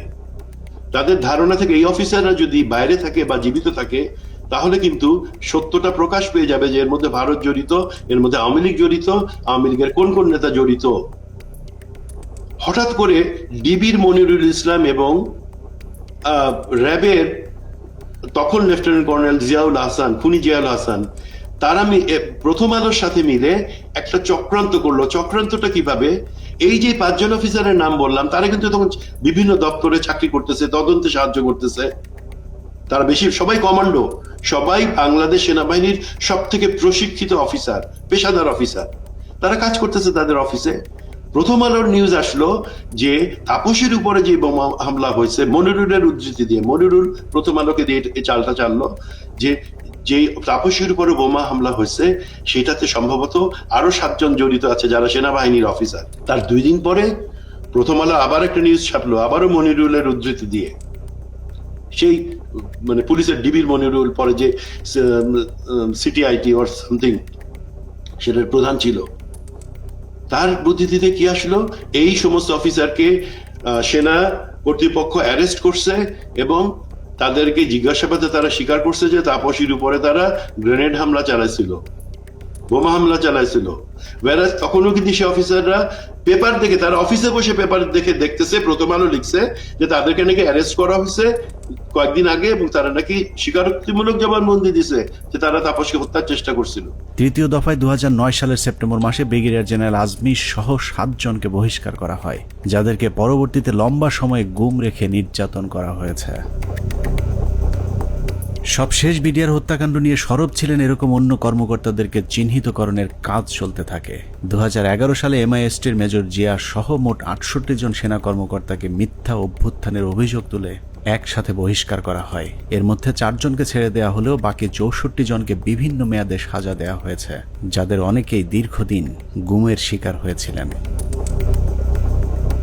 সবচেয়ে মর্মান্তিক পরিণতি হয়েছিল মেজর জেনারেল রফিক এবং কর্নেল শহীদের, যারা দুজন শেষ মুহূর্ত পর্যন্ত বিডিআর হত্যাকাণ্ডের মূল রহস্য উদ্ঘাটনের চেষ্টা চালিয়ে যাচ্ছিলেন। এই দুজন কর্মকর্তাকে যশোর থেকে জরুরি ভিত্তিতে প্রধানমন্ত্রী PSO-FDর আদেশে ঢাকায় আসতে বলা হয়। হেলিকপ্টারে ঢাকায় আসার পথে সুপরিকল্পিতভাবে দুজনকেই হেলিকপ্টার ক্র্যাশের নাটক সাজিয়ে হত্যা করা হয়। পিলখানা হত্যাকাণ্ডের শেষ শিকার ক্যাপ্টেন তানভীরকে শেখ তাপসের গাড়িতে তুলে দেওয়ার পর তার ভাগ্যে কি ঘটেছে সেটা নিয়েও সেনাবাহিনী কোনো তদন্ত হতে দিতে চায়নি, যে কারণেই অন্য একজনের লাশ ক্যাপ্টেন তানভীর বলে দাফন করা হয়। সেনাবাহিনীর পক্ষ থেকে অপরিচিত একজনের কবরে তানভীরের নাম ফলক বসিয়ে দেওয়া হয়, কিন্তু তানভীরের পরিবার এখনো প্রিয় মানুষের অপেক্ষায়। বললো এখন যদি তুই বাঁচতে চাস তাহলে তুই একটা লাশ নে। এখানে আমার শ্বশুর শাশুড়ি কোনোভাবেই তো মেনে নিল না, এমনকি ওই প্রোগ্রামে আমার আম্মুকে বললো যে আপনাকে ইয়ে করা হবে, MP করে দেওয়া হবে।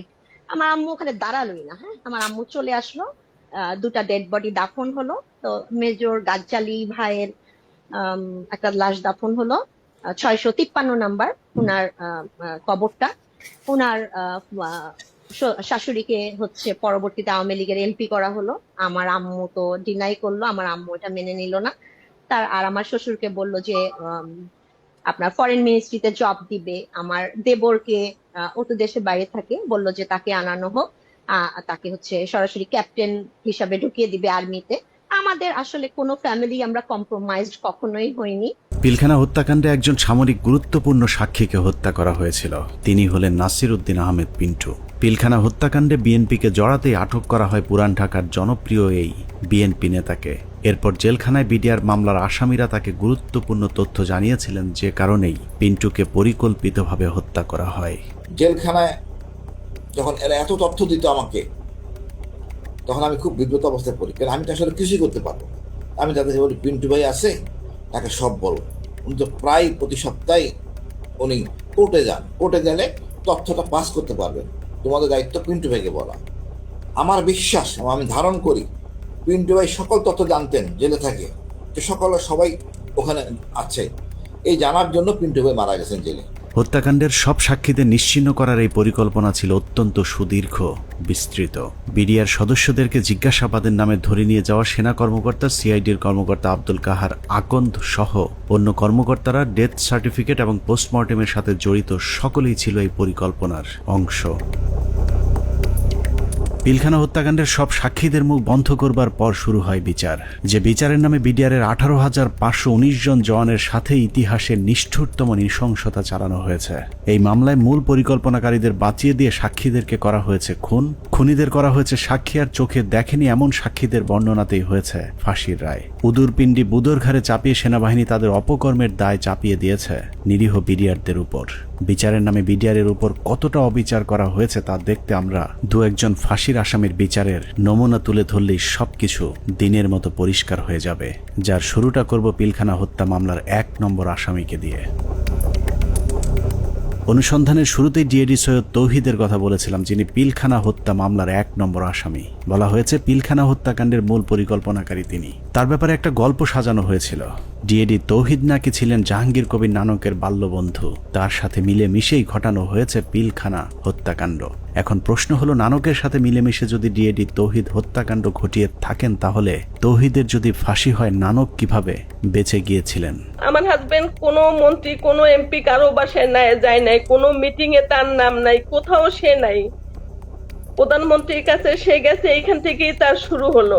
প্রধানমন্ত্রীর কাছে সে কিভাবে গেল, তাকে কিভাবে নিয়ে যাওয়া হইলো, পরবর্তীতে সে কি করলো, সবকিছুই তো কাগজে কলমে আসছে। তারপরও কেন তাকে 1 নম্বর আসামি বানাইয়ে এত বড় শাস্তি দেওয়া হইলো?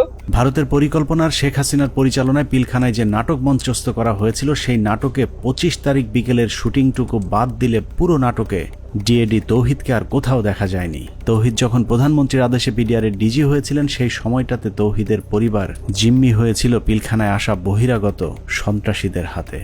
দরজা ভেঙে ফেলে আমার দিকে এবং আমার ছেলে মেয়ের দিকে অস্ত্র তাক করে আবার একইভাবে তারা বাসার ভিতরে আপনার খুঁজতে থাকে আমার হাজবেন্ডকে। পরবর্তীতে আমি আমার হাজবেন্ডকে আমি ফোন দিয়ে বলি যে এইভাবে বিদ্রোহীরা আমার বাসায় আসতেছে, বিডিআর এর পোশাক পরা, মুখোশ পরা, আমি তো চিনি না, এরা তোমার ঠিকানা জানতে চায়, না জানাই তাহলে আমাদেরকে মেরে ফেলবে, হুমকি দিতেছে। তারপরেও ধরুন ডিএডি তৌহিদ মূল পরিকল্পনা করেছিল, কিন্তু তার বিরুদ্ধে যে অভিযোগ আনা হয়েছে সেখানেও নাটকের পর নাটক সাজানো হয়েছে। ডিএডি সৈয়দ তৌহিদের ফাঁসি হয়েছে মেজর আসাদ হত্যার হুকুমের আসামি হিসেবে, যার সাক্ষীর উপর ভিত্তি করে ডিএডি তৌহিদের ফাঁসির রায় হয়েছে সেই সিপাহীর নাম আনোয়ার হোসেন। সিপাহী আনোয়ার তার দণ্ডবিধির 164 ধারার জবানবন্দিতে বলেছেন, ডিএডি তৌহিদের নির্দেশে মেজর আসাদকে হত্যা করা হয়েছে।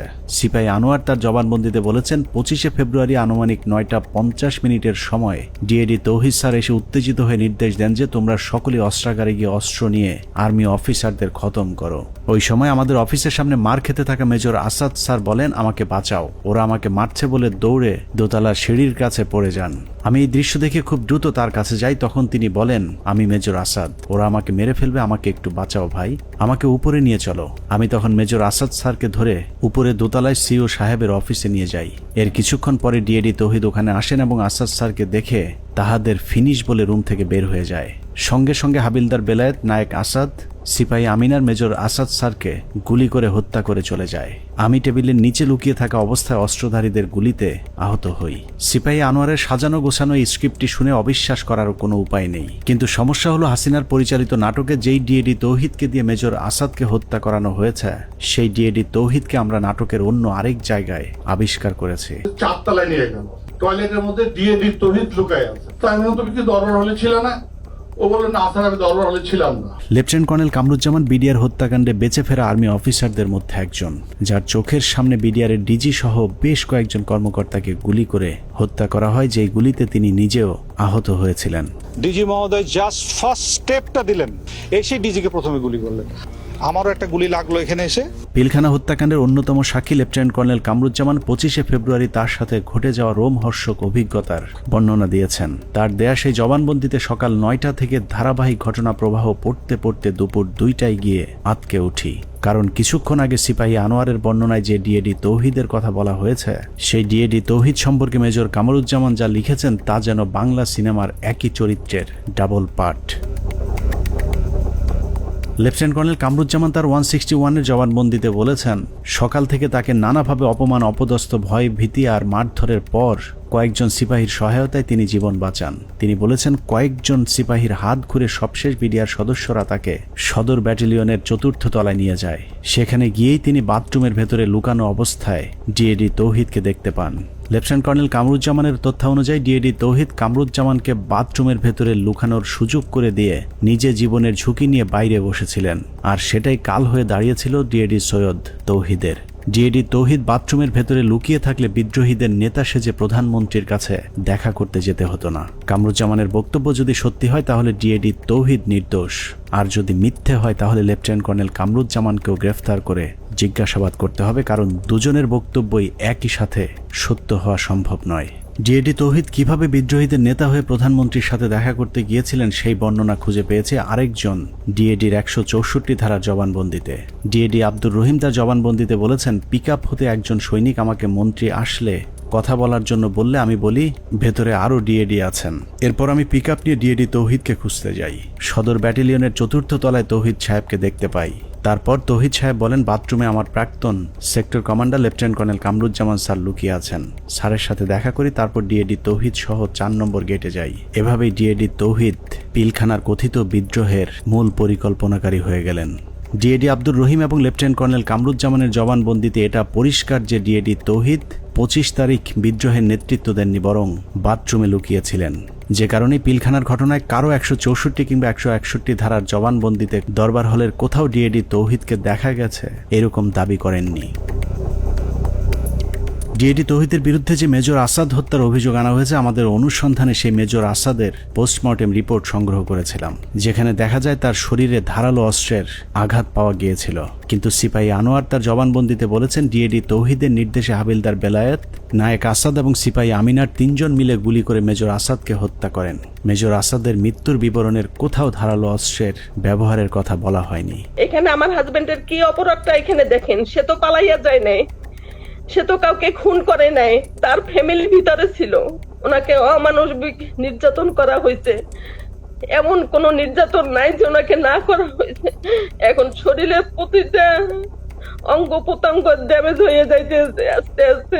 শেখ হাসিনার কাছে নিয়ে যাওয়া প্রতিনিধি দলের আরেক সদস্য ডিএডি মোহাম্মদ আব্দুল জলিল শেখ।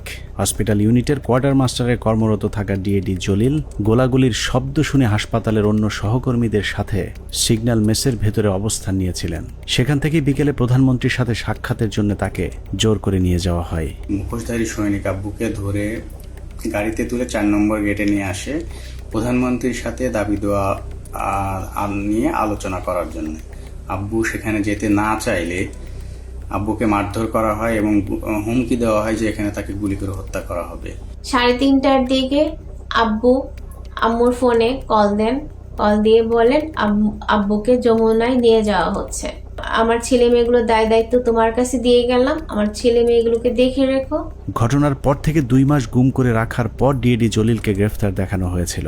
এই 2 মাসে জলিলের হাত পায়ের 10 আঙুলের সবগুলো নখ উপড়ে ফেলা অবস্থায় আদালতে তোলা হয়। সেই থেকে 2 পা সোজা করে আর হাঁটার সৌভাগ্য হয়নি ডিএডি আব্দুল জলিল শেখের।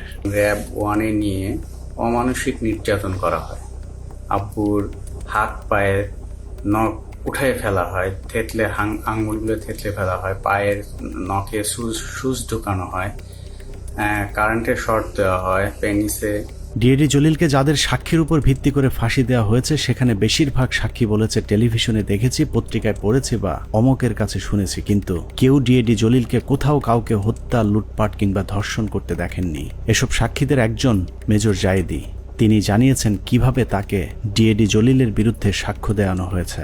তাকেও আমি উক্ত এলাকায় দেখেছিলাম এবং আমি শনাক্ত করতে পেরেছিলাম, বাট তার নাম জানতাম না। জেনারেল আজিজ, তদানীন্তন Dhaka sector commander colonel Aziz আমাকে জানিয়েছিলেন উক্ত অফিসারের নাম ডিএডি জলিল।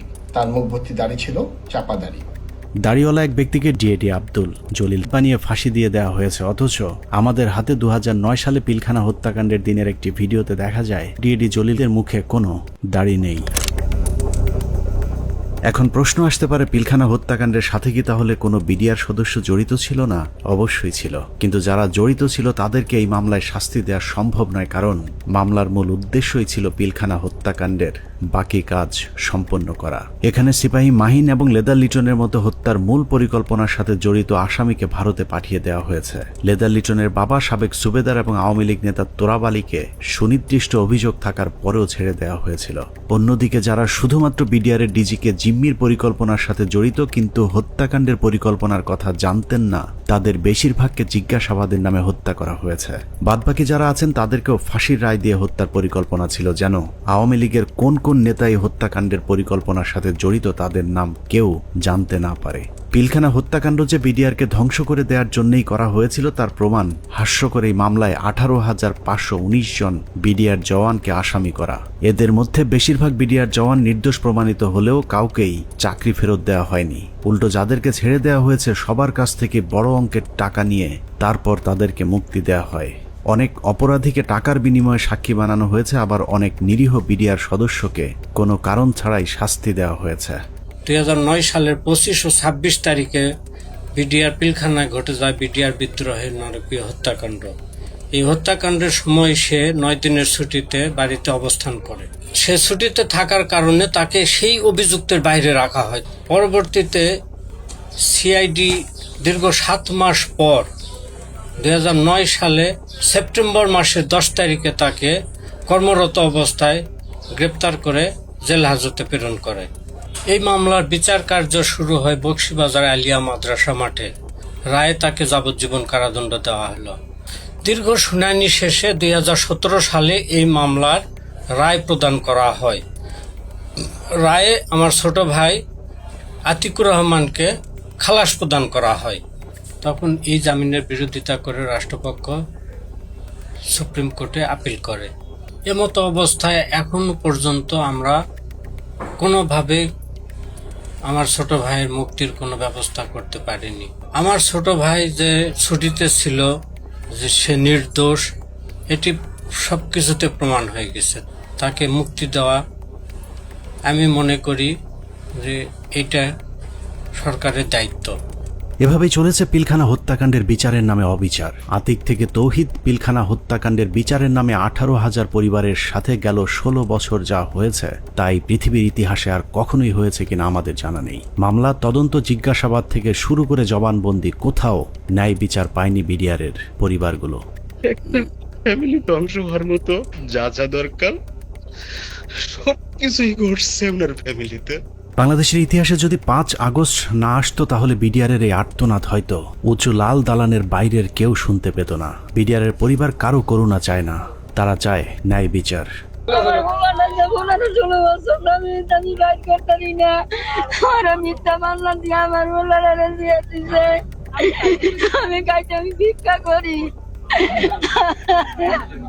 অনেক হয়েছে, আর না। পিলখানা হত্যাকাণ্ড নিয়ে নতুন করে কমিশন তৈরি হয়েছে। আমরা সেই কমিশনের কাছে সুষ্ঠু তদন্ত চাই। আমরা কমিশনের প্রতিদ্বন্দ্বী নই, বরং কমিশনের সুবিধার্থে আমরা পিলখানা হত্যাকাণ্ড নিয়ে গঠিত প্রথম তদন্তের সাথে জড়িত কয়েকজন কর্মকর্তার কিছু পর্যবেক্ষণ দিয়ে অনুসন্ধান শেষ করব। পিলখানা হত্যাকাণ্ডের পরের 2 সপ্তাহ সেনাবাহিনীর একটি অংশ সঠিকভাবে তদন্তের চেষ্টা করেছিল, কিন্তু সেই তদন্ত শেষ হবার আগেই তাদেরকে থামিয়ে দেওয়া হয়। আমি তদন্তকালে যেটা দেখলাম, কিছু বিষয় তদন্তে মনোযোগী হওয়ার কারণে কমিটির অন্যান্যরা আমাকে মোটামুটি একটা হোস্টাইল মেম্বার হিসেবে চিহ্নিত করে এবং অসহযোগিতা শুরু করে এবং আমার কার্যক্রমকে তারা ওপেনলি ডিসক্রেডিট করার চেষ্টা করে। এই পরিস্থিতিতে যখন তারা ব্যর্থ হয় তখন ব্রিগেডিয়ার রফিককে আমাদের তদন্ত কমিটির একজন সদস্য কোনো চাহিদা বা কোনো প্রয়োজন ছাড়াই আমার সিনিয়র তাকে সম্পৃক্ত করে, যেহেতু উনি সিনিয়র, উনি সম্পূর্ণ দায়িত্বটা নিয়ে নেন এবং পরবর্তীতে রিপোর্ট সাবমিট করেন। তদন্তকারী দল একটি বিষয় লক্ষ্য করেন যে পিলখানা হত্যাকাণ্ডে যাদেরকে হত্যা করা হয়েছে তাদের বেশিরভাগকে খুব সম্প্রতি বিডিআরে বদলি করা হয়েছিল। এই বদলির সাথে যারা সম্পৃক্ত ছিল তাদেরকে সন্দেহভাজন মনে করেন তদন্তকারী ওই সেনা কর্মকর্তারা।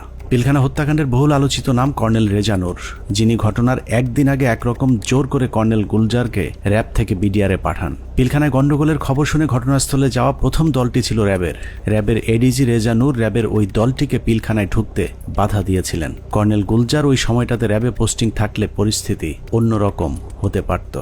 এইখানে মেইন গেটে শামসাররা ছিলেন, র্যাব 2 ছিল, মানে র্যাব 2 প্লাস হচ্ছে মানে শামসার অলরেডি বলেছেন যে মানে আয়ত্তের মধ্যেই ছিল, কিন্তু কোনোভাবেই অর্থাৎ রেজানুর খান স্যারের সঙ্গে উনি আবার মানে আমার আগের সিও ছিলেন, সেই হিসেবে স্যারের সঙ্গে আমারও কথা হয় যে স্যার এই ব্যাপার তো এটা আমরা ইয়ে করতে পারি, কোনোভাবেই মানে এটা অপারেশন করার কোনো মানে উনি কোনো পারমিশন দেননি। পিলখানা হত্যাকাণ্ডে শহীদদের একটা বড় অংশ ছিলেন যারা ভারতের সাথে ব্রহ্মারি এবং পাদুয়া যুদ্ধে অংশ নিয়েছিলেন, যে কারণে তদন্তকারীদের সন্দেহ আরো প্রকট হয়। অতএব হঠাৎ করে এতগুলো পোস্টিং কি কারণে কেন হয়েছিল সেটা খতিয়ে দেখতে হবে।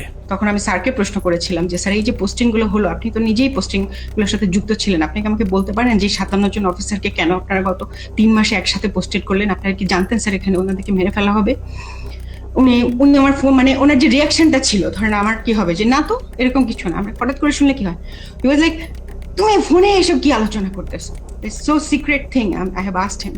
পিলখানা হত্যাকাণ্ডের সময় আওয়ামী লীগের ছোট একজন নেতা বড় ভূমিকা পালন করেছিল, যার নাম মির্জা আজম। সেনাবাহিনীর সূত্র মনে করে মির্জা আজমের বোন জামাই শায়েক আব্দুর রহমানকে ফাঁসিতে ঝুলানোর প্রতিশোধ হিসেবেই পিলখানা হত্যাকাণ্ডে যুক্ত হয়েছিলেন মির্জা আজম। উল্লেখ্য, বাংলা ভাই এবং শায়েক আব্দুর রহমানকে জঙ্গি আস্তানা থেকে গ্রেফতারের মূল নায়ক ছিলেন কর্নেল গুলজার।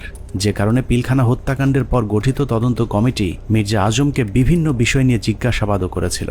এই অফিসারগুলো সবাই অপারেশনাল ছিল, অপারেশনাল সাউন্ড ছিল, তাদেরকে সেরকম আর্মি ইনস্টিটিউশনগুলোতে না দিয়ে কেন বিজিবিতে দেওয়া হলো? এটা তার মানে তারা জানতো। এখানে সামরিক সচিবকে জিজ্ঞেস করা উচিত যে আপনাকে কে নির্দেশ দিয়েছিল এই পোস্টিং অর্ডারগুলো দেওয়ার জন্য। সো তাদেরকে আসলে আওতায় আনা উচিত। তাপস, মির্জা আজম, র্যাপিড ডিজি, এডিজি, দেন সামরিক সচিব, ডিজিএফআই ডিজি, শেখ হাসিনা, মইনু আহমেদ, এরা প্রত্যেকেই ডাইরেক্টলি সম্পৃক্ত, কোনো সন্দেহ নেই। পিলখানা 3 ও 4 নম্বর গেটে আওয়ামী লীগের যে মিছিলটি হয়েছিল সেই মিছিলের নেতৃত্ব দেওয়া ব্যক্তিকে আটক করেছিল মেজর মনির, কিন্তু গুরুত্বপূর্ণ সেই আসামিকে কর্নেল সালেহ বাঁচিয়ে দেন। উল্টো ওই ব্যক্তিকে আটকের অপরাধে মেজর মনিরকে শাস্তি দেওয়া হয়। অতএব কর্নেল সালেহকে আটক করলেই জানা যাবে কেন তিনি সেই আসামিকে ছাড়িয়ে নিয়েছিলেন। ওই ছেলেটাকে যখন আমি আপনার অ্যারেস্ট করে নিয়ে আসছি, তো প্রতিমধ্যেই আমি একটা কাজ করেছিলাম, ওর স্বাভাবিক কারণে আমি তখন কথাবার্তা বলতে থাকি, জিজ্ঞাসাবাদ করতে থাকি। তো আমি তখন তাকে একটা তাৎক্ষণিক জিজ্ঞাসাবাদ করেছিলাম যে তোমাকে কি আদেশ দিয়েছিল মিছিল করার জন্য? তো ছেলেটা খুব স্বাভাবিকভাবে বললো যে আমাকে তো ভাই বলছে। ভাই মানে কোন ভাই? বললো যে তাপস ভাই আমারে বলছে যে তুমি একটা মিছিল নিয়ে ঢুকবা। তো আমি তো সেই ওনার কথা অনুযায়ী তো কথা বলতে পারি না, বলছে তো আমাকে করতে হয়। তো আমি তখন একটা মিছিল নিয়ে ওখানে ঢুকলাম, কিন্তু মিছিল নিয়ে ঢুকে যখন আমি বের হয়ে যাই, তো তখন ওই মিছিলের সাথে দেখলাম আমাদের যুবলীগের অনেক ছেলে পেলে, আমাদের এলাকার নেতাকর্মী তখন আমার মিছিলের সাথে বের হয়ে আসলো। পিলখানার লগবুক অনুযায়ী ঘটনার দিন সকাল 6:30 পিলখানার ভেতরে প্রবেশ করেন এবং 7টায় বেরিয়ে আসেন তৎকালীন শিল্পমন্ত্রী দিলীপ বড়ুয়া। আধা ঘন্টার সময় তিনি কাদের সাথে কি কথা বলেছেন সেটা বের করতে হবে। আওয়ামী লীগের সাবেক আরেক এমপি মুশতাক আহমেদ রুহির সরাসরি হত্যাকাণ্ডে জড়িত থাকার প্রমাণ পেয়েছিল সেনাবাহিনীর ওই তদন্তকারী দলটি, যে কারণে তাকে উত্তরা থেকে গ্রেফতার করেছিলেন র্যাব 1-এর সিও মেজর মনির, কিন্তু আটকের কয়েক ঘন্টার মধ্যেই তাকে ছাড়তে বাধ্য করা হয়। আওয়ামী লীগের আরও ডজনখানেক মন্ত্রী প্রতিমন্ত্রীর নাম জিজ্ঞাসাবাদের তালিকায় ছিল, কিন্তু তাদের বিরুদ্ধে পরবর্তীতে কোনো ব্যবস্থা নেওয়া হয়নি। এর মধ্যে সাবেক স্বরাষ্ট্র প্রতিমন্ত্রী সোহেল তাজ ছিলেন অন্যতম সন্দেহভাজন পরিকল্পনাকারী, যিনি পর্দার আড়ালে থেকে ঠান্ডা মাথায় ভারতীয় গোয়েন্দা সংস্থার সাথে যুক্ত হয়েছিলেন।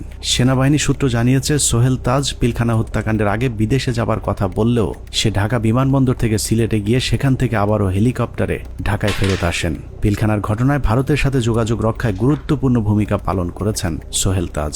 তদন্ত কমিটি সোহেল তাজের পাসপোর্ট চেক করলেই প্রমাণ হয়ে যাবে তিনি আদৌ ওই সময়টাতে দেশের বাইরে অবস্থান করেছিলেন কিনা।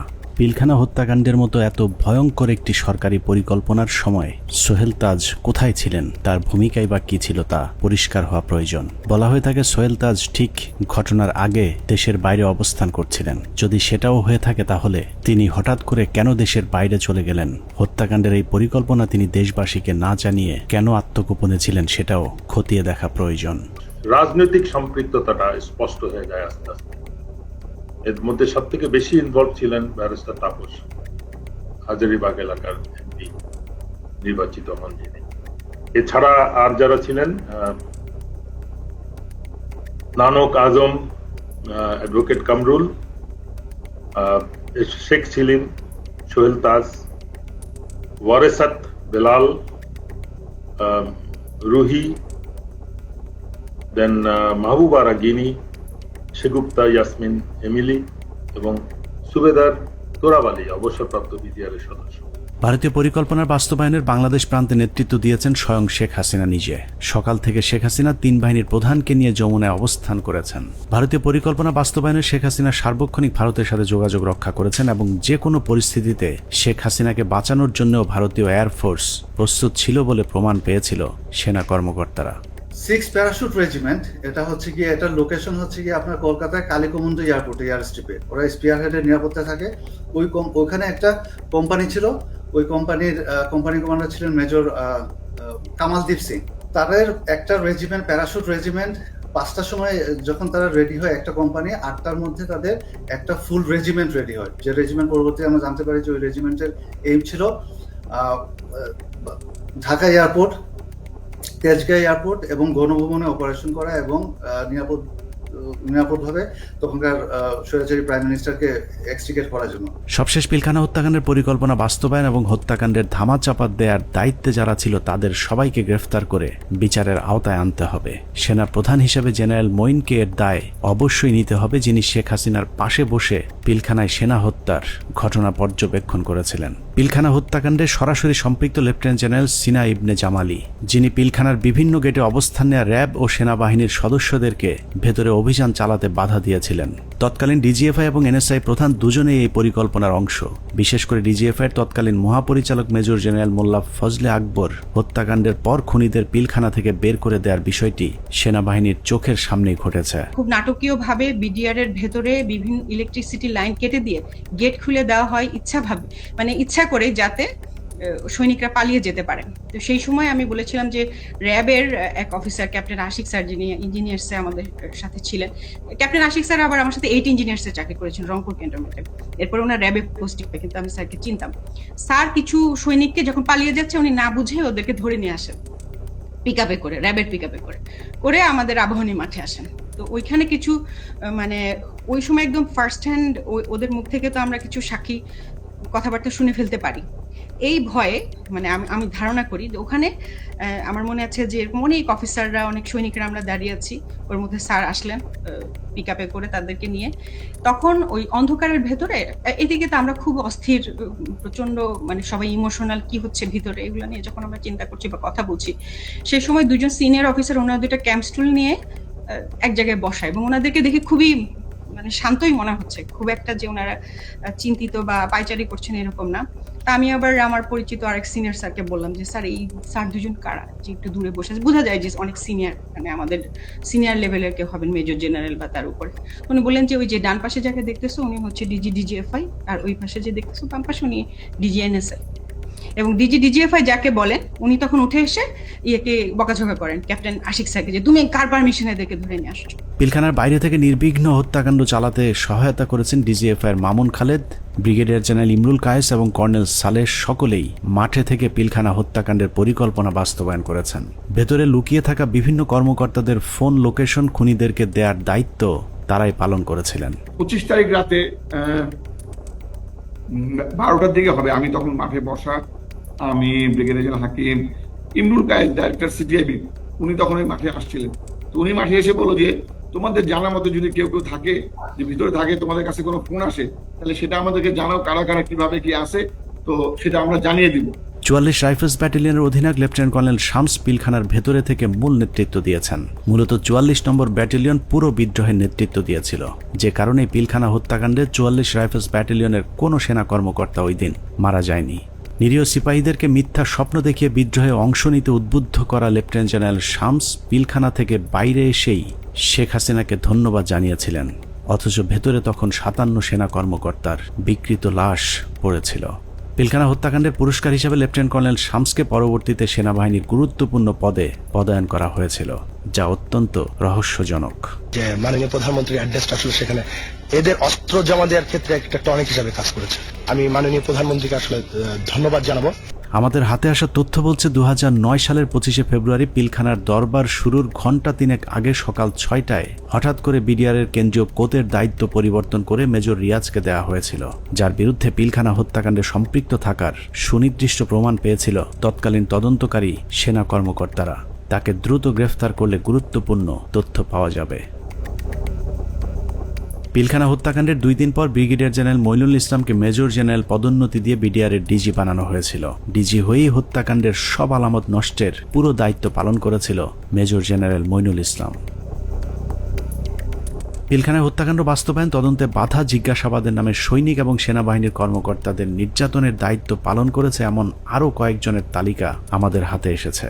এদের মধ্যে র্যাব 2 এর তৎকালীন CO lieutenant colonel Salahuddin Bir Protik, brigadier general Moazzem, brigadier Saidur Rahman, brigadier Mukim, colonel Imran Ibne Rouf, lieutenant colonel Sharafat, যারা 57 সেনা কর্মকর্তা হত্যার আসল রহস্য ধামাচাপা দিতে সেনাবাহিনীর 96 জন এবং বিডিআরের অসংখ্য পরিবারের উপর চরম জুলুম নির্যাতন চালিয়েছেন। 16 বছরে বিডিআরের এরকম অনেক পরিবার আছে যারা পেট বাঁচাতে রাস্তায় ভিক্ষা করতে নেমেছে। আমাদের অনুসন্ধানে কোনো অপরাধীকে বাঁচাতে চাইনি কিংবা নির্দোষীকে ফাঁসাতেও চাইনি। আমরা আসলেই একটা সুষ্ঠু তদন্ত সাপেক্ষে বিচার চাই, যেই বিচারে শুধুই বিডিআর নয়, সব খুনিদের বিচার হবে। নিরীহ বিডিআরদেরকে দ্রুত মুক্তি দেওয়া হবে এবং যারা নিরপরাধ ছিল তাদেরকে আবারও চাকরি সহ সকল সুযোগ সুবিধা ফেরত দিতে হবে। আল্লাহ হাফেজ।